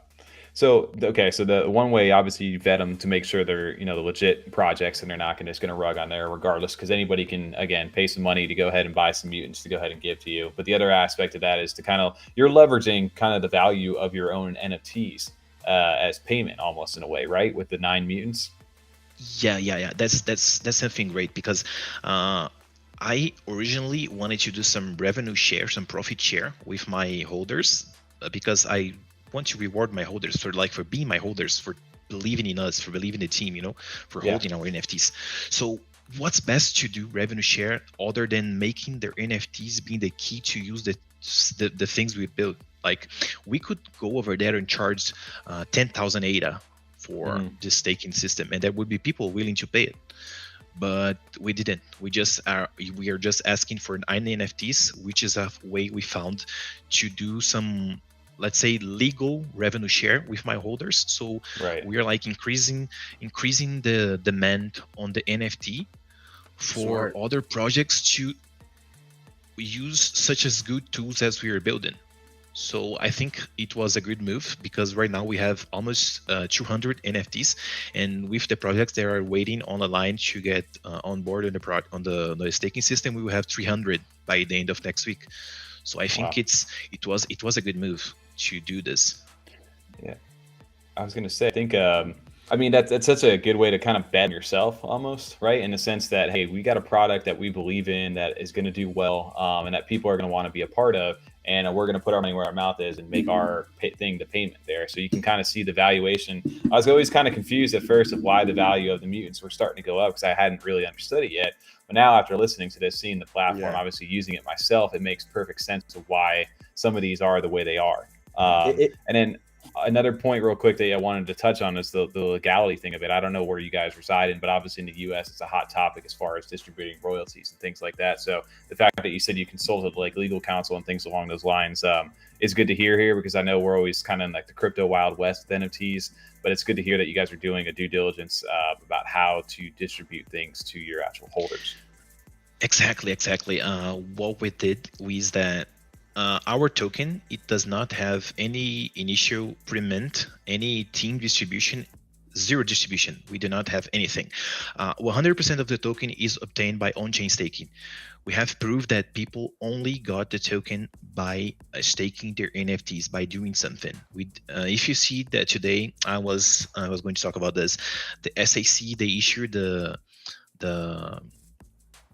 I think the library lost against the SAC, and I was reading the judge decision, and the judge said that they had pre-mined tokens, so they would pass the Howey test, and we do not have that. I mean, taking it with a grain of salt, because I'm not a lawyer or anything, but I mean, we did not have any pre-mined tokens, So that was the decision on them. To label the tokens as security. So I think it was a good legal advice to not do that, to not set a liquidity pool. There's right now a liquidity pool in MinSwap that's only done by the community. And I get people on my Discord asking me to add liquidity. I'm like, no, I'm not going to add liquidity. I have it on the white paper, on the light paper, that my token is not an investment of money. It's only earned by staking, and you should not invest in my token to expect profits from it. So that's why we do not add liquidity to the token. Circling back to the payment, so I know there's 14 projects here that are on your website for staking. Now I know there's other projects that use their native or their token or utility token, I'll call it, on other projects as well. Now, is that the same payment for them as well if they just want to use their utility token, like Yummy, for example? They don't have their NFT staked on here, but you could use their tokens for some of the raffles. Do they have to get 9 as well, or is that a different kind of method for that, or payment method, I should ask? Yeah, if you just want to use your token on the raffles to allow people to create raffles for your token without actually having a page to create yourself, you just have to pay 1 NFT. We charge 1 NFT. So every token that you see there, besides some tokens that we wanted to test, like Yumi, for example, we did not charge them because we were in that like the beta phase, and they, like, Yumi is a project that they have been friends with us like since we minted. So we selected them to test out the platform. But right now, if you want to add any token, we're not add for free. Like, you have to pay 1 NFT. Okay. Got it. So if anybody wants to take advantage of that, they have to own a mute. It can be, I mean, assuming there's some sort of a vetting process still for that, obviously, or is it just open to anybody who wants to do that? I'm sorry, I didn't get the question. Sorry. Sorry, no, I meant in the sense that is that there's still some sort of at least a vetting process with that, or is it just literally anybody who owns one of the mutants and wants to do that and put a coin on there, they're able to do that, or do you guys still doing kind of that look ahead before doing that? To just put a coin on the platform, we do not charge anything. You do not have this vetting process. The vetting process is just if you want to stake. Gotcha. Because let's say that we stake a rug. People staking on our platform, our staking, it uses smart contracts. So imagine if you stake a rug, like in this, the holders stake like 3,000 NFTs. How we cannot unstake the NFTs from the platform ourselves. Like we can do anything. Yeah. It's only your wallet and the smart contract. So no one can hack into the smart contract. And people would have to pay us fees where we cannot refund to unstake a rug from the platform. Gotcha. You know? So that's why we do this extensive vetting system to like prevent like listen those type of projects. That makes sense. No, I was just curious on that because obviously I know there's a lot more coins there that you can earn via raffles or used for the raffles versus things that are able to actually be staked. So there's a big difference there. So I was just curious on that. And then I know obviously the services were kind of harping on that, and then I know we wanted to get into some a few other questions as well. For these services, wanted to ask, because do you guys, just curious being a user on this for the raffles, there seems to be a ton of these, like you said, popping up more and more every single day.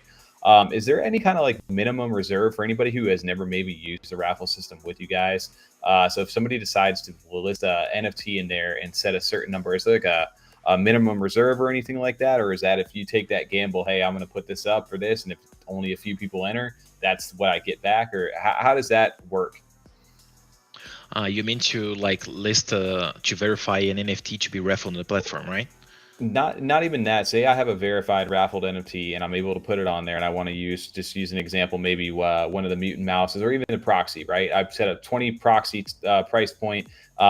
Is there a minimum reserve that has to be met with that? Are you able to set that, or is it just hey, I take a gamble with that of I'm going to put it on here and see hopefully enough people enter in? How is that being addressed? That was always a question I had. Yeah, if you sell one ticket, the raffle is over. Like it's gonna be drawn. Got it. Okay. The other thing is that it becomes an auction. then if you set a reserve price, then it becomes an auction, which is something that's coming soon. Got it. Okay. Yeah, there were a couple of points that you guys said that I'd just like to touch back on in terms of, because I was just sitting here and I'm like, okay, one bullet point, another bullet point, and some things. One of the things regarding marketplaces is that, you know, with Cardano, everything is on chain, and correct me if I'm wrong, Andy, but from my understanding, on ETH and on Sol, you could list on multiple marketplaces, but on Cardano, you can't. So by that logic, anybody launching, they'll have to pick one. So if you list on JPEG and JPEG's got the most eyes on it, you're going to have a lot of people, and it's also the tribe mentality or the herd mentality of people not liking the change. So see, when it was CNFT.io, then there was the transition to JPEG, and then, you know, everything on their smart contract. So it becomes like another marketplace will struggle because you can't list in multiple places. Whereas other, you know, Magic Eden and all the other Solana places, they're different. They don't work like that. You can move to multiple places. And I think there was some feedback that came from Wab and when he was talking in Shill and Villain space, and I was just listening to that. I think the other thing is that our staking is on chain. So, and as Andy was saying, that things like, you know, being able to allocate, distribute tokens based on rarity, traits, all those kinds of things, you know, other projects are open to that. I know Mutants aren't doing that, but so we aren't doing that, but other projects will be able to provision that kind of service. The other thing was that, you know, from my perspective, because I'm a holder and a part of the team, so I was holder first, then I became a part of the team. I have a lot of respect for the team, for the way that the team was able to pivot when they saw Epoch, you know, being, I would say it was a success, because it was, you know, the knowledge, the processes and all of the construction processes came. So then they pivoted to, you know, staking and then raffles after that. And that all built the relationships, the partnerships. I mean, look at all the projects that are coming on the raffle service, all the tokens. Every project that's being raffled has to be verified. Every staking, every project staking is, an official partner using the services. So these are the relationships, and this is like trust from our perspective, and it's really good word of mouth and really good marketing as well, because we get exposure to those communities. So Right. they use our services, they become aware of the services, then they also trust us to provide services or whatever Andy and the devs they come up with the next thing, or we say like, this is what's coming and this is what do you want to use the service or whatever. It has that level of trust and accountability where people can be like, yep, we trust these guys because they've delivered. And I think that's where you have to also understand the use case for the token, because the token is a consumable in the system. The token is consumed during raffles and in the future auctions or whatever else is coming. I'm not going to say anything, Andy. You're not going to slap me on the head, Andy. But what I'm saying is that You can tell us. It's okay. We're known for dropping a little bit of alpha on the channel. If you guys feel comfortable, if not, we may Well, you press got Got some fat out for us? It's a fat You got out. the auction and the date for that, by the way. I didn't even know the date for that. There you go. But the token becomes a consumable in the system, and then you have the equilibrium. We don't add any liquidity, but there's an equilibrium for people to use it. So you put two and two together. As the token gets more usage, there's going to be more traffic. But from our perspective, there's no economic value to it. It's just a consumable in the system for raffle services and whatever else. Yeah, I think it's important too to note for you guys is that whether you guys wanted to capture originally, maybe wanted to capture a market share and realized that wasn't a viable solution long term based on how JPEG did, but you guys built something that made people still want, again, you guys are one of the premier ones to go to right now for staking, and other projects want to go ahead and use that. So like you said, you're getting exposure that way versus being the go-to marketplace. So I think the product that, like I said, the route that it ended up going, I think worked out very well for you guys. And again, it's still one of the cleanest interfaces, and also just staking mechanisms that on-chain non-custodial staking and CD accruing. I love that doesn't come out of my wallet, that I can actually go in and pull it out when I want. Again, Mallard Order, we're all obviously huge fans of them. We had them on a couple weeks ago, and Demosthenes was telling us, you guys are probably one of the most talented and advanced projects that are out there as far as the tech and stuff that you guys have done. So it's really cool to see, like I said, in real time here watching this. The only other thing before that I had seen was Dead Pixels, and we know how crazy they are on their tech too with AF. So really cool stuff to see from you guys. Thank you, and big shout out to Mallard Order. Yeah. He talked very highly of you guys over there. Yeah, it's a really good project. I really like their community. I was about to say the community's diehards, but one of the cool things that you mentioned there too, which I know you guys kind of just, I don't know. So is that officially live yet, the trait staking, or when is that going to go live? Tomorrow for them. Tomorrow. Wow. Okay. Yeah. So hey, a little bit of early alpha there too. Maybe not. I don't know. Maybe not. Maybe. But if anything, it's early alpha for me. We already knew. They're typing in chat. We already know. We're ready. All right. Yep. Perfect. So, guys, so outside of that, Andy, I know we mentioned potentially the artwork and things as well. Was there anything else on the services side that you guys wanted to get across before maybe we transition over to that? No, I think we covered it all. Okay. We can go to the artwork. So the artwork and stuff. So obviously we have the 3 different collections over there. We have the Mutant Crocs that minted, the Mutant Toads, and then we have the Mutant Mice. Are the 3 different ones. Each of them, like you said, via the white paper, have different mutant that they earn on a daily basis with different perks. Some skepticism and stuff that I've heard, and again, we've heard the same thing from Dirtbirds, which we see them doing the rework on artwork. Is that something that you guys are kind of going the same route? Are you using the same artist? Are you guys looking to innovate that artwork, or what's the deal with the updated art? So with the updated art, because we want to solve 2 problems that we have in our collection. The first one is that we have far too many NFTs. I mean, 60,000 NFTs is a lot for me. I think handle a collection with just 8,000 NFTs is way easier and better for the project. Right. About the artwork, I mean, there are some fans of the artwork, of course, but the general opinion is that Toads and Crocs, they do not look good. and they do not look good as a profile picture. So that's like the general opinion of people towards our project, but they do like the mutant mice. First, I didn't want to burn the mutant mice, to include the mutant mice and the burning too, because people are really fond of the artwork. But I had to make this decision because the next collection is going to have some exclusive utility, and it's not possible for the mice to have. So we would be lefting out one collection, so that would not be good for the project. Right. So what happens that we are reworking the artwork on a new collection, and we are like investing big on this new collection. We have the art Mistura. It's the same artist. It's the same artist, but he's working together with other artists too. So we want to have.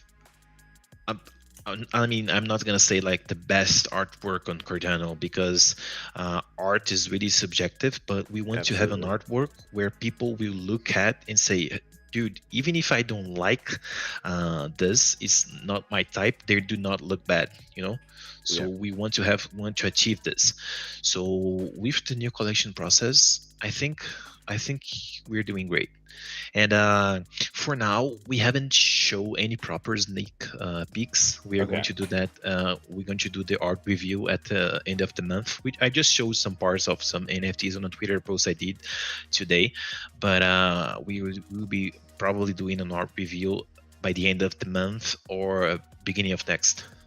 I know you mentioned the burn mechanism. Are you allowed to speak on the ratio of how many to burn to get the one? Is it 2 to 1 or 3 to 1? It's 2 to 1. 2 to 1. You can, And regarding the rarity, we are going to be, of course, if you burn a rare, you get a rare. You're gonna get. We're probably gonna do some sort of average rarity score. So to make the rarity as close as possible of your original NFT, because we know that it's really important to have the same rarity, so you'll not be ended up meaning a common if you burn 2 rares. Got it. Okay, so this obviously is sneak peeks right here. Some of the new artwork over there. Are these both from the? I'm assuming those are Crocs. No. This is the new artwork. Or okay, sorry. Okay, new let me artwork. rephrase that over there. Something. Okay, got you. I almost got him slipping. It's a new artwork.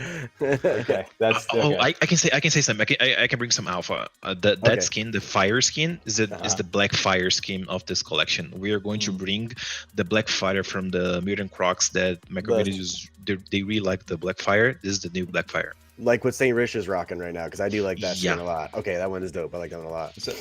So okay, so are these essentially replacing all the previous? Well, I know we're talking about a burn mechanism of where it goes 2 to 1. Is this essentially replacing all of the collection, or just a portion of the collection? Yeah. We do want I mean, the mint will be open forever. It's completely optional. Like, we do not force you to mint, but we want this new collection to be the face of Mutants from now on. You know, like we will of course support the old collections. If people do not want to burn, they want to leave their staking earning tokens, they will be able to. But this new collection we want it to be like the face of the project. No, it makes sense. You want a lower supply and new artwork. That's a great idea. I like that. So the art, it's fantastic.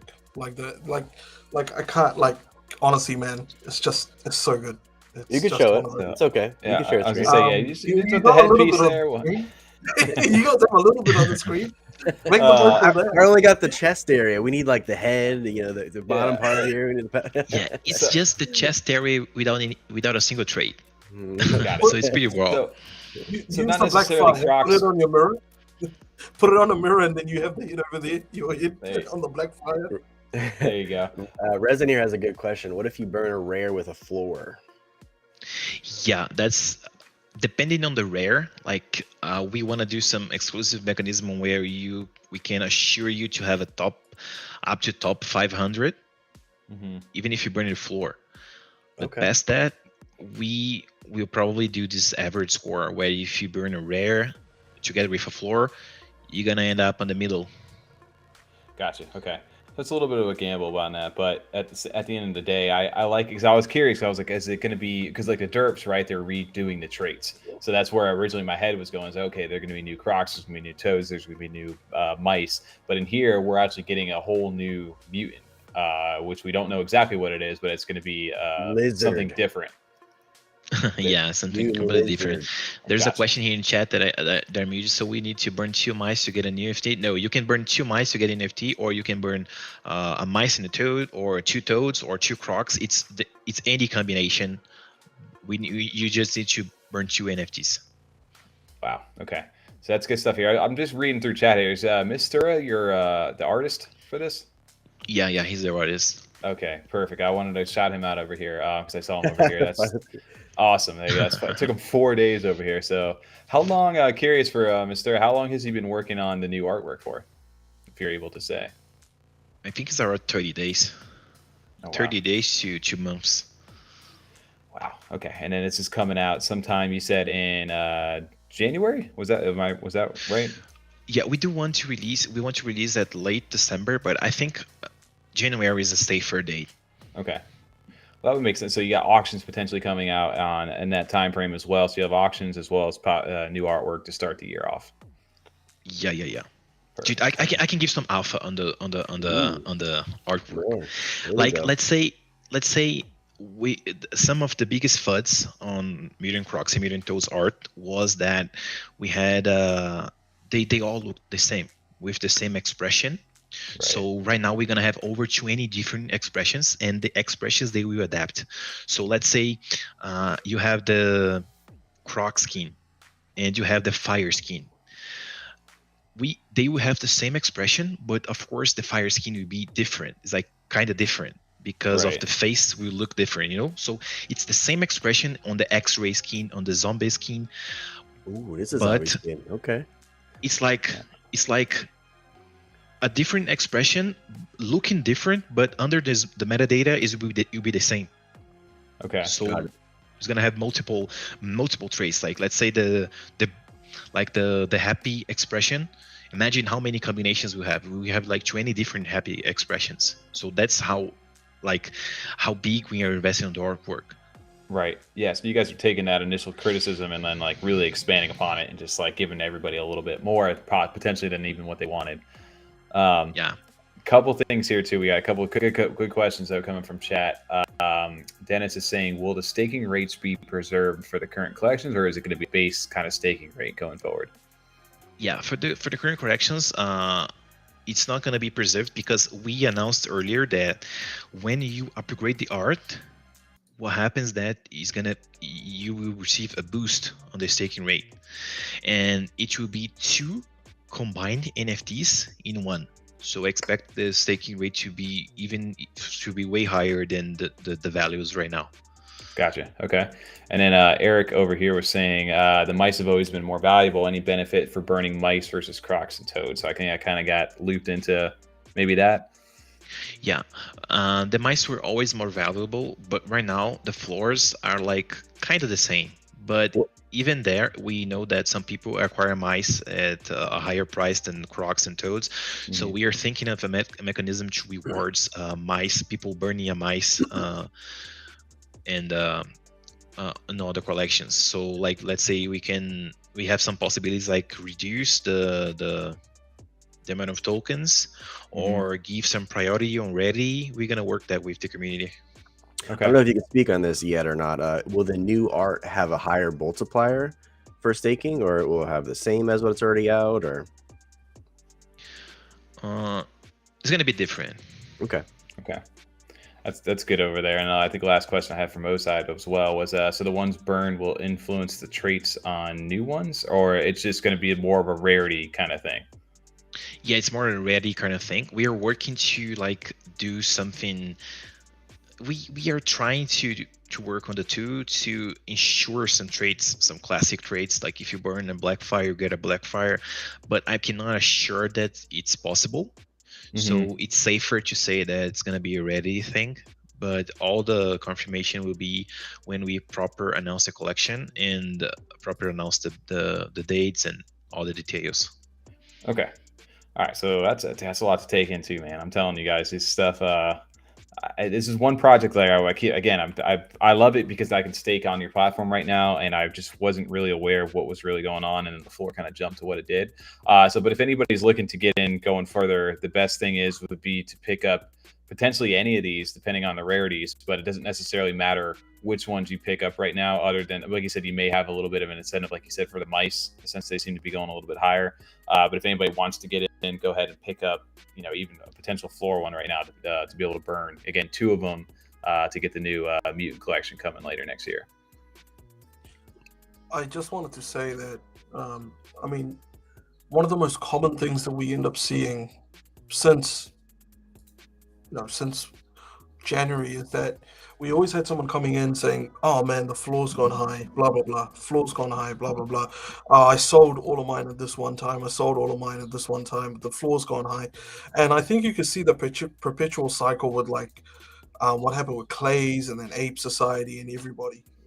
I mean, basically, it's the cycle that will happen when you have a good product and a good project in front of you, and from a utility perspective, this is a good project. This is a good product. This has good leadership. This has good partnerships. And this has, it's heading in the right directions from all angles. And it's just it's the positive sentiment and the ability to adapt that I think is the healthiest for our team. And with Andy being its leader, and honestly, I always have positive things to say. Like, people come to our Discord and stay in the Discord and chill out, and like the relationships we've had, you get a lot of positive feedback, and we have the same positive things to say about Mallards, Yummies, Ada Ninjas, all the projects, and these guys have been around, and they help and they communicate and we build together.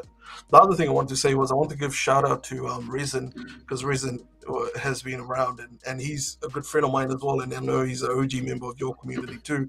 But I also wanted to say something funny that I noticed in chat, because Cuban is one of the boys from our chat, and he's just like glad Resin didn't win something again. Right. It was just a little bit of smack. Is that the narrative over there for you guys as well? Because I swear it doesn't matter whose platform it is on. He always is out there winning raffles. For some, whether it's everything. Yeah, it's the same. It's the same for us too. Guys, so lucky. I will champion Resin and back that up over there. He's constantly been DMing me, maybe for the last few months, dude, take a look at Mutants, take a look at Mutants. Yeah. You're going to want to take a look at Mutants. And I'm just like, all right, I will. I'll get to it eventually. And I didn't take a look in time until, like I said, the floor price did what it did. But again, I'm glad that we got a chance to connect here with you guys finally. No, that's how I felt all night, Tommy. I'm just like, everything we've just been hearing, I'm just like, I'm so pissed right now. I don't want to even hear this, man. Like, we made such a big mistake when this minted. Going off what Rich was saying too, like, you guys have a great team. People have spoken really highly of you guys, and I'm kind of kicking myself now because I was in a different mindset when I first, joined CNFTs over a year ago. And October, that was about the time when I was still new, wasn't doing any research, and I paper-handed you guys really low. So I'm kicking myself hard now for that. But you guys are, got a good team in front of you, so I'm looking forward to what you guys are coming out with later on. When you say that, TJ made me remember too. So only 5 of you. That blows my mind with everything you guys are developing. I mean, just like the project partnerships, I feel like would take more than 5 people to manage the amount of stuff you guys seem to have going on.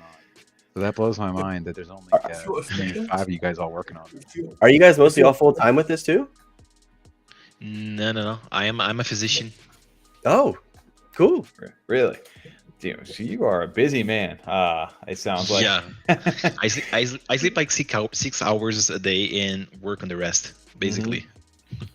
Hey, I hear you all too well at that, man. I do the same thing. All of us do over here on our end. So we can completely appreciate it, and imagine on your end how busy that can get. So, like I said, if you're asking for dedication and you're doing 2 things and still able to make that work, I can imagine what you guys would be able to do if you guys ever wanted to make that transition. Yeah, I think we are really organized. Like, when I turn on my computer, I know what I have to do during that the time that I am available to work on the project. So Yeah. I only schedule calls when I have free time, and I do the things that I have to do on the platform, on Twitter, etc. So I think I manage my time well. So that's why I can do both stuff. It's a big task inside the space, and it's good though too, because there's certain projects, like I know we were talking to Rich too with the business development side of, like, you're using your actual careers. So if you guys are in the business world or just in any kind of field that has like a good discipline, how key that can be, because like some of the we're in such a young space sometimes too, where you get these projects that where these guys have great artwork or something, but the internal structure just isn't there because they have never ran a business before, or just learn how to manage people. So some of the projects that have established leaders like that you can tell the difference. Yeah, we do well. Like a different aspect that I see from my project to other projects, that we are like prepared. Like we have this whole ecosystem, and we have a certain amount of money that even if ADA goes to zero, we're gonna have this all running for at least 2 years right now. Wow. That's awesome. So you guys have a 2-year plan well- currently to be able well to thought sustain into potentially the next, like I said, the bull run coming, like we're all expecting, at least or hoping for 2024. Yeah, that's the thing. This NFT space is full of uncertainty. Like I always tell my holders to like manage your expectations. It's not sure that we are going to the moon. We are going to keep working. We are going to keep delivering everything we've promised, like we've always been doing. And if we launch a new promise on a new roadmap, we are going to build it. But we are dependent on crypto being accepted, crypto being adopted in another bull run. Like if the markets, if we do not ever had a new bull run, what's gonna happen to the space? So that's what I always tell my holders, to like manage your expectations. Of course, we're gonna keep building, but we're dependent on some external factors. So right, that's it. That's perfect, man. Like I said, always having a plan, no matter what the market does, and be able to pivot is a key factor to long-term growth inside of here. Because, like we said, we've seen a lot happen in the past year, and a lot of projects that are here still, and most aren't. And it's during that run. So this is the time to build, and the fact that you guys are able to sustain throughout this already, that's good to know. That you guys already have a plan in place. So. Man, I think the only thing left for me to do here is just go start looking through secondary on some it seems like you guys have a strong community as well, as far as people supporting you guys and being around from the beginning, that stuck around. You got Rish here, part of the team now and everything, so it does seem like you have a very, very strong team, or a team community, behind you guys, rallying and rooting for you guys. So that's awesome to see as well. Yeah, man. I mean, my community, I always say this, like, imagine if you invest in a project, you mint it for 44 ADA, that project, and the project falls below 20 ADA, up to like 15 ADA. You would, of course, be blaming devs, of course, be like calling them scammers, rugs, or anything, but they did not do that. They knew that they believed on us, because building a marketplace, being in a staking mechanism, being in raffles, those things take times. So this is something that is wrong on the NFT space right now. Holders, they do not have to only manage their expectations on the crypto markets, but on what projects admins can deliver to, because we could not build a project, we could not build a platform and launch in like 2 weeks. We just can't, because those things take times. We have to test on testnet. We have to launch it in beta. We need people testing it so we can prove it to be better, to be safer. So everything we build, it takes time. And having a community, having holders that understand that those things takes time, that we're not leaving, but it takes time. It's great for us. I mean, it's great from a point of view. Absolutely. Well, guys, I know we're getting close here to wrapping out there. So, yeah, Rich, I know. Go ahead. Feel free to end us off over here soon. Yeah, man. I find it like uncanny from my perspective that Andy's a physician, because my day job, I work with physicians every day.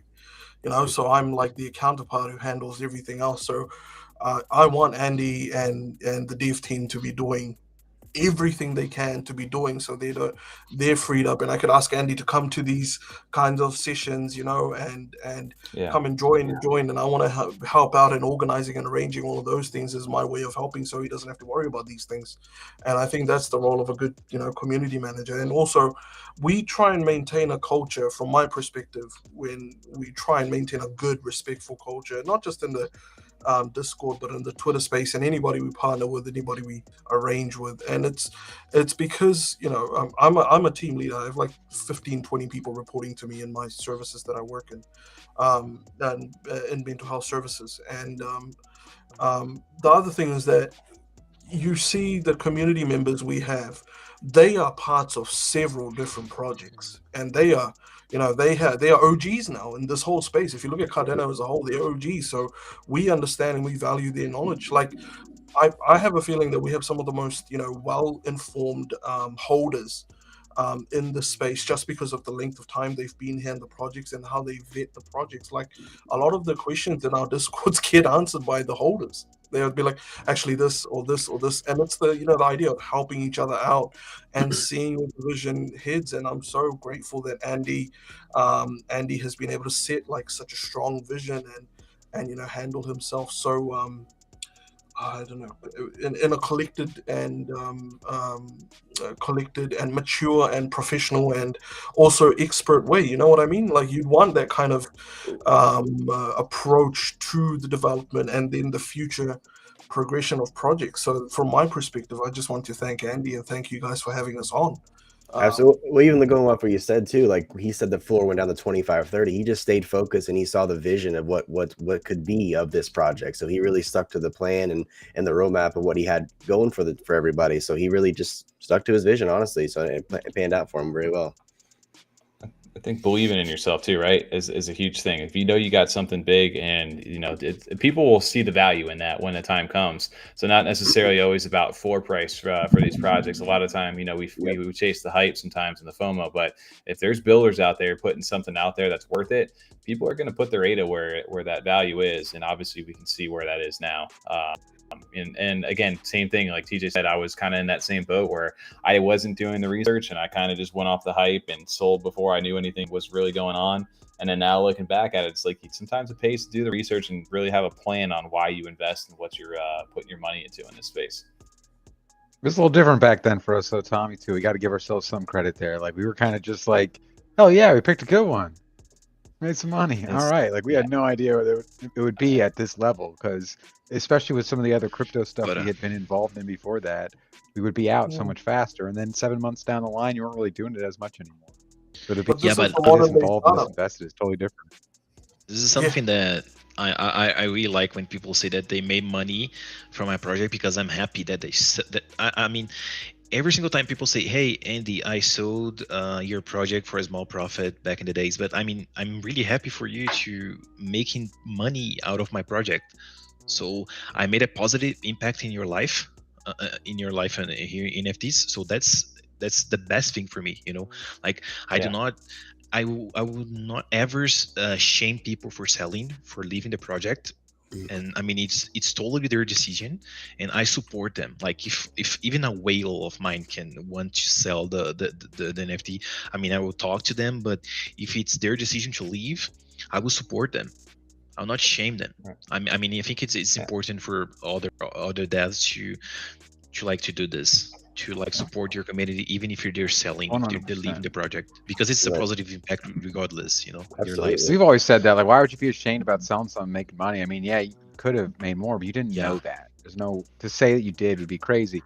I'm not as much ashamed as I am more just like, damn, we're so dumb. Like, we didn't understand just how far this stuff could go. Like, that's what I meant more. Like, we were used to DeFi and just straight crypto, where you would just buy, you'd sell it, you'd make some profit, you'd cut out early, you'd correct, that kind of stuff.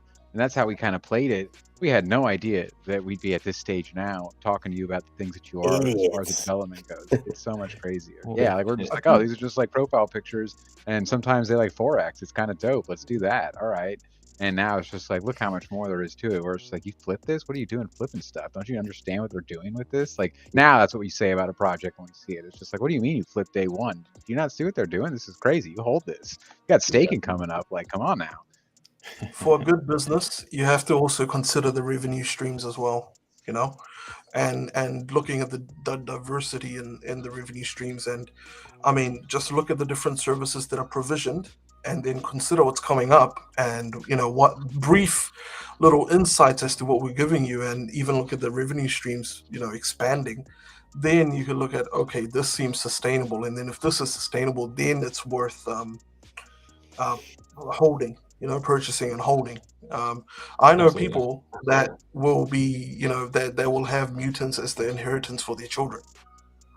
You know, That's amazing. Isn't that a that's how crazy I thing have to it. like to think about, right? Is the fact that now Yeah. there's different revenue streams where you don't necessarily need to sell the NFT. The NFT can work for you, which I think is a really cool era that we're really starting to explore. Yeah, dude, I have a whale. It's our biggest whale. His name's Sam. It's like Mutant. I think he's Mutant on Twitter. Mr. Mutant, He, Mr. Mutant.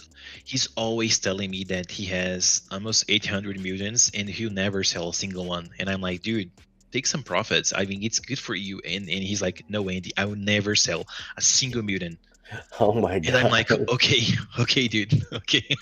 Yeah, it's crazy how you get that way, but I mean, we've seen that.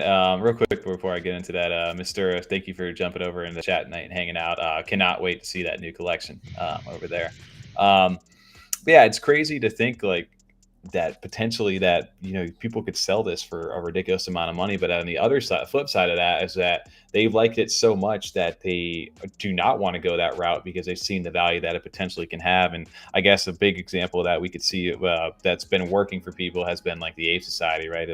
Recently, for people who have held on to that and been able to make the society over there, it's obviously worked out for them. And I'm sure a lot of other projects are going to go that same route, and especially if you own quite a bit. So it's fun to see like those things start to evolve, and some of the holders' mentality of like, I got to own either a lot of these or I put my full confidence into this project because it's going to go ahead, and I believe long term it will go ahead and pay off. Yep. I was just going to say that, you know, back like last year's October, November, when the floor, you know, went down to 17, Sam, you know, leading the spearheaded, he showed up and he's just like, all right, I'm gonna freaking sweep, and then with, you know, and then I'd be like, all right, sweet, I'm sweeping with you, and sweep it up to like 40, 50, and then you just see the floor crash, and then you'll be like, man, like the floor's crashed, and then we're like, Yeah. all good, you know, like, bro, don't worry, like, we got this, trust the vision, while you're sitting there with the sweep down your brow. Isn't But, that so crazy to hear? Think like it's 17 ADA. Like, I don't know what, like I said, those are the moments where you look back and you're just like, man, like those are where real liquidity and wealth can be built in those times when people really have that conviction and believe long term in a project for something that's building. Yeah. But like, I'm just looking at the time, and look, you guys can announce the giveaway and host it on your Twitter or wherever you guys want to do it. You know, we'll retweet it, and unless you want to do it during the stream, and just send us a wallet, and actually send Andy the wallet, and he'll send the mutant. How much are you guys giving away for mutant? For Andy, how much mutant do you want to give away? I think 300 tokens, okay? Perfect. Yeah, I think maybe again, I like rewarding the people that are here and that have shown up over there. And if you, like I said, if you want to do something later, we could always do a Twitter thing. But I think it's fun for the people here who will maybe either they own Mutant or they don't. But it'll give a chance for them to go ahead and actually get it, maybe to jump and experience the site, go ahead and enter some raffles with that, and potentially win something and take advantage of that site. So, guys, maybe you want to put a keyword in real quick, and we're going to run this thing in chat right now. Andy, I know you got to get running here, so maybe we'll Andy give the keyword, a one-word thing. Mutant Mafia. Yeah, Mutant Mafia is good. Mutant Mafia. Okay, so exclamation point Mutant Mafia, all together, no spaces. Do 3 winners, bro. Do 3 winners. 3 winners of 300 or 100? 100. Perfect. Okay, there we go, guys. We have 3 winners. We'll roll. We'll run. TJ, you know how to set the multiple roll? It's okay. We'll run. We'll just hit roll. Yeah, that's all I'll do. Yeah, I'm doing that. Andy, thank you, guy, for staying up so late with us tonight. Before we get to run us over there, we really do appreciate your time.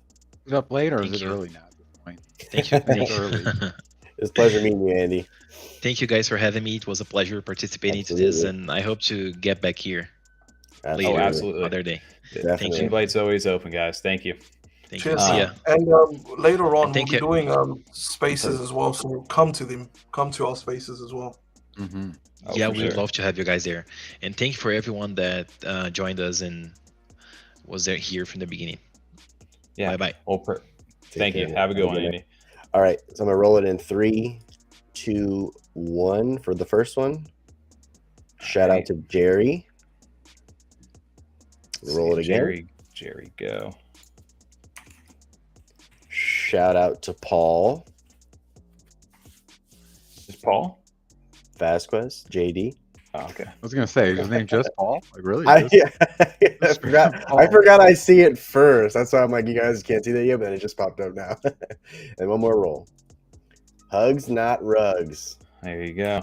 Shout out for the 100 Mutant. No more for giveaway. TJ, huh? No more for TJ. TJ is all. Good for you, TJ. You go, Glen Coco. Yeah, two for you. There you go. Guys, we're gonna go ahead and anybody, if you want, go ahead and drop either the Discord ID over there, or feel free to DM us over in the Freedom 35ers Discord, which should be pinned to the top of the chat.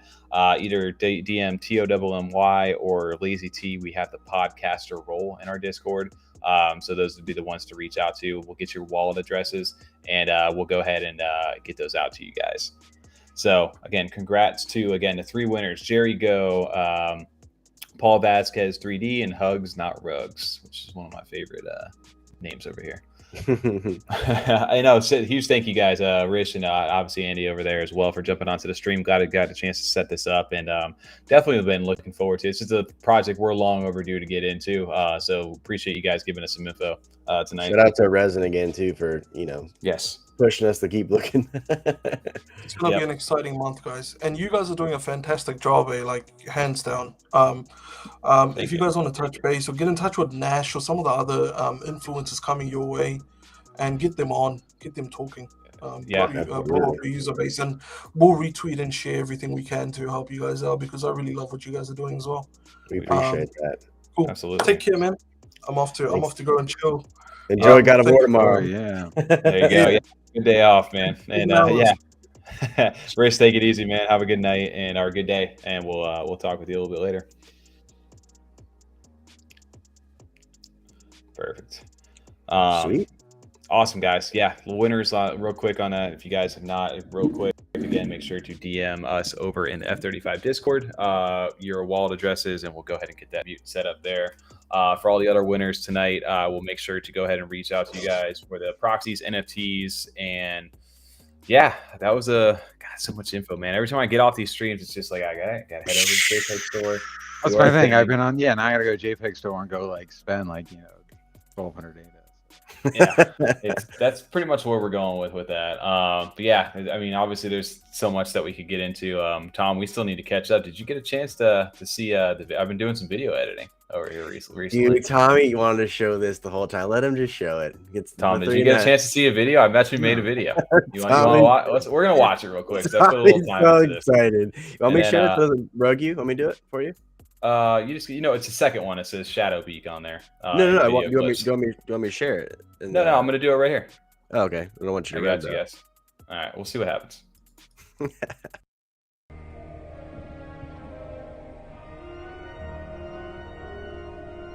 Everyone's journey begins somewhere. The gates is where we all started.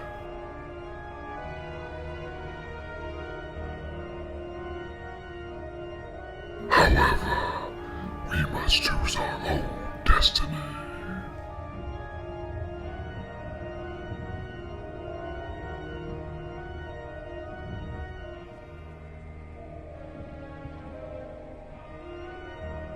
Beyond this place of wrath and tears looms but the horror of the shade, and yet the menace of the years finds and shall find me unafraid.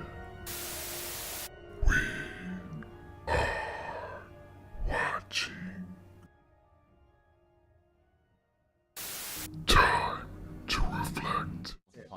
else it got to the Twitter. So this So, could either be got the sick or logo. this is just building me up to bring me down. So hopefully I it's hope bringing me not. up. Hopefully bringing me up. I like it because it reminds me of like the Mighty Ducks a little bit. The little That's why I like it. I would have sold the shit out of this. I'm being honest with you. Yeah, but that just makes me more like hyped for the project. Yeah, I mean, if I'll commit to it, I mean, for 8 is 8ab. If it's worth that, then like, congrats to you guys for holding on to that. I don't know, man. That's free data, dude. I'm in there trying to, you know, hey guys, dude. Yo, my name's Tommy. You know, don't hate me. You can hate if you want to hate a Tom. There's one other one over here. They just said we don't get it. Yeah. And then write what your tribute to get into the order. And then you had people like making all these different things to try to get in. Like I made one because like TJ got in, but I couldn't get in. So I was making stuff, and it was really fun to interact with these guys. And we're gonna do a live mint today. Shout out to everybody hanging out with us. If you guys have any ducks that you guys are minted, we've already seen some of these previews, and they look absolutely amazing. So the last one right here. Yo, boy. Woo! Let's go. Nice fire. Weekend. Okay. We actually did a live stream for this too. TJ, we got it. We got it. Not. I think people are gonna refer to us either as the Yummy Maxis or now the Mallard Maxis. I think is where we're going with this, right? I'm fine with that. Every week. Tonight's an honor to get a chance to host the Mallard Order. This is the project that we've got a chance to kind of watch grow as they first got started, got to participate in the challenges. TJ over here was actually our introduction into this, and it's an honor to be able to host their first YouTube appearance on this. Tonight we have the co-founders, Demosthenes and Nemesis. Let's welcome them onto the stream, guys. Are you ready to be reborn?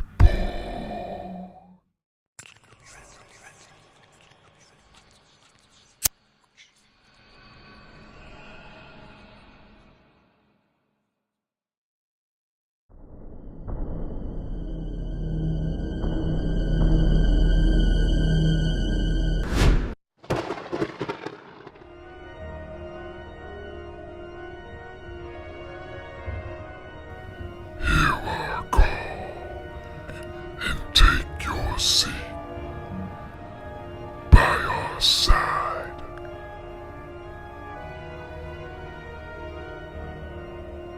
Shadowbeak.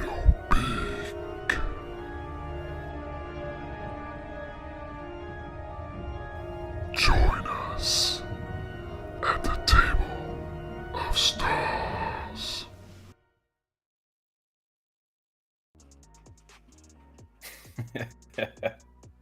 The only thing you should have told me, man, your guy has legs. I could have given you the picture where he has the legs. Oh, does he really? I was like, oh, yeah, he's just floating, dude. His little legs are just walking. Yeah, like he looks so good, and all of a sudden he's just like, you know, nearly headless Nick all of a sudden. Headless Nick. I'm not gonna lie, that forced me to learn how to edit a lot. I like the spiral staircase. That must have been a bitch to do. Also, I saw a little. He comes in the room. You actually had him like, oh yeah, he turned. That's not. You looked at some. That's a swivel effect, dude. I had to learn how to. I did some YouTube on that. Tools there. Yeah, that was some solid stuff. Yeah, I had to put that somewhere just because it took me like literally like 3 days. That was for. I can't believe that was your voice though. The audio, because I'm not an audio mixer at all or engineer. Like that shit's hard. It's not easy for me to hear it and get it right. So that was really solid though. The audio is great, and I can't believe, damn, that the lighter part too. That's some good quality camera work. I enjoyed that. That was awesome. Dude, it was pretty sick to get. Yeah, but that was for their Shadowbeak challenge that they had, where essentially you basically had to document your journey or what the Mallard Order means to you. So I used it as a sense of like me starting out where TJ with like us where we started at to how we ended with us interviewing them and having the first YouTube appearance. So that was my way of kind of portraying that with like a little dungeon sequence. But yeah, the voice work literally was just like a decibel thing where you had to lower it inside there, but recorded directly inside of Premiere. Yeah, stuff you had down. It was more than just that. Like, you just have to get your deep like voice over there. I done the lines a few times. Though. It was the way you said the words and stuff. Oh God! Yes, no, I couldn't handle that. It's solid. That's actually really well done. That is I feel like you. Oh, well, come very on, impressive. You gotta win that. Like, not even. I don't care if you're, part of like a show or, I know we've had them. They came on the show and stuff, but I feel like if you're non-biased, like watching that, it's got to win. There's a lot of creative people. Don't get me wrong in that community. But that was top notch, top quality work right there. I like that. We'll see that. You can't be sneaking that on the end of this show. You got to like open up with that. You got to show that to the people. We'll open it up one other time. We'll see Yeah. what happens. I just figured I was like, dude, I gotta show it at some point. I was like, I didn't Still want to got take 30 anything away. 30 I friends put to too show much any more. I was sitting there stuff. on like a Saturday, and TJ's like, how much time did you have today? And I'm just That's like, what I was dude, like, you don't understand. dude, what did you do all weekend? Because holy shit, that was That's good. what it is. I mean, if you want to do that kind of, I mean, like, you know, we did our Yummy video and some of the early stuff. It's our intro, you know, all that kind of stuff. It's just like, all right, this is gonna be the next like 7 hours of my day. Yep. Yeah. Especially when your computer's not like real fast and you gotta like kind of give it time to like render between frames. So it's What the like crazy you're not part just is- constantly working. It's like frame, all right, change a couple things, wait, all right, frame. The craziest part to me was that my computer actually was fine. Like I was running Photoshop Oh, in yeah. that at the same time, but like I swear to God, you put on a restream and it just breaks. Like I don't even move. My mouth's like still delayed right now, just even for clicking on that. But yeah, I know that was just a little last minute thing. Just for thanks for all the people who are still hanging out here in chat. I don't know if there's anything else that you guys wanted to get into before we get out of here. I mean, but... we'll have to save it though we'll save it for Wednesday because we got a lot of information. I'd hate for some of that to get lost. So oh, yeah, absolutely. I think I'll save it up for Wednesday here. Jam packed right. for Wednesday, not in the back end, right? Definitely not in the back end. Shout out to everybody hanging out still here tonight and who's got a chance to tune in. Congrats to all the winners. This is our F35 live stream. We have a podcast if you guys are just catching in that drops every Friday at 9 a.m. Eastern, which is 2 p.m. now. 6 a.m. Western. 6 a.m. Western. What is it Pacific over there? Like 8 p.m., 8 a.m. Pacific? I don't know. Something like that. But anyway, yeah, we have a podcast that drops every week as well as the live streams we do every Monday. Next week, as long as nothing changes, make sure to keep an eye out. We have Keyboard Warriors who should be here next Monday, bearing any setbacks. So definitely want to tune in for that one. And yeah, if TJ's got it here, you want to plug us, TJ? So make sure you like and subscribe. That's it. That's all I got. Make sure to like. If you've enjoyed the content, hit that like button, subscribe, hit that notification bell. We're here every Monday, every Friday. We'll be right here. Down below. Up there, down there. Tom I over always there. do that, right? Shout out to everybody over in chat, guys. We will catch you guys